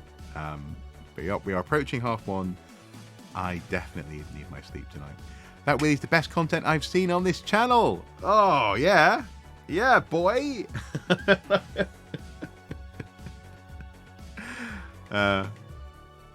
Yeah, no, I think I'll look. There you go. Should we put that into? I'll make the channel on the Discord. I'll make the post after stream channel, and we can all share our soup recommendations there before I go to sleep tonight. Thanks again, guys. It has been fun. I very much enjoyed unboxing and examining this guy at the beginning of this stream. This is such an interesting little thing to have, and as I say, in a year when Nintendo have been very quiet about the 35th anniversary of The Legend of Zelda, I think it's a nice thing, and I'm looking forward to playing it on the go, because it's more portable than a Switch. You know, it's more portable even than my phone, so it's going to be fun. It's going to be fun to play this thing. Right, yeah, I'm going to go and do that now. Add it to the nom nom channel when we have all made it. Yes, I shall. Well, actually, tell you what, let's just do that. Let's put it in nom nom nom. We'll put it in nom nom nom, and but I will make that nonetheless that extra channel. Right. It has been a fun stream, guys. Good night, all. Oh, you're still here, Beck. You are a master lurker. You really are. I'm always impressed at how you're always there. You know, I'm always aware that Beck may well be ready and willing to answer a question at any moment. Papa Wheelie has been clipped. Excellent. Don't forget to look at the cat's backside. I shall. When came back. Okay. Okay, fair enough. Right. Good night. Bye-bye. And sleep well, guys. Or have a good day, in fact, if you're just starting your day. And I'll see you guys next time. Coffee soon. Yeah. Well, hopefully sleep first and then coffee in the morning. Good night, guys. Take care. It's been fun.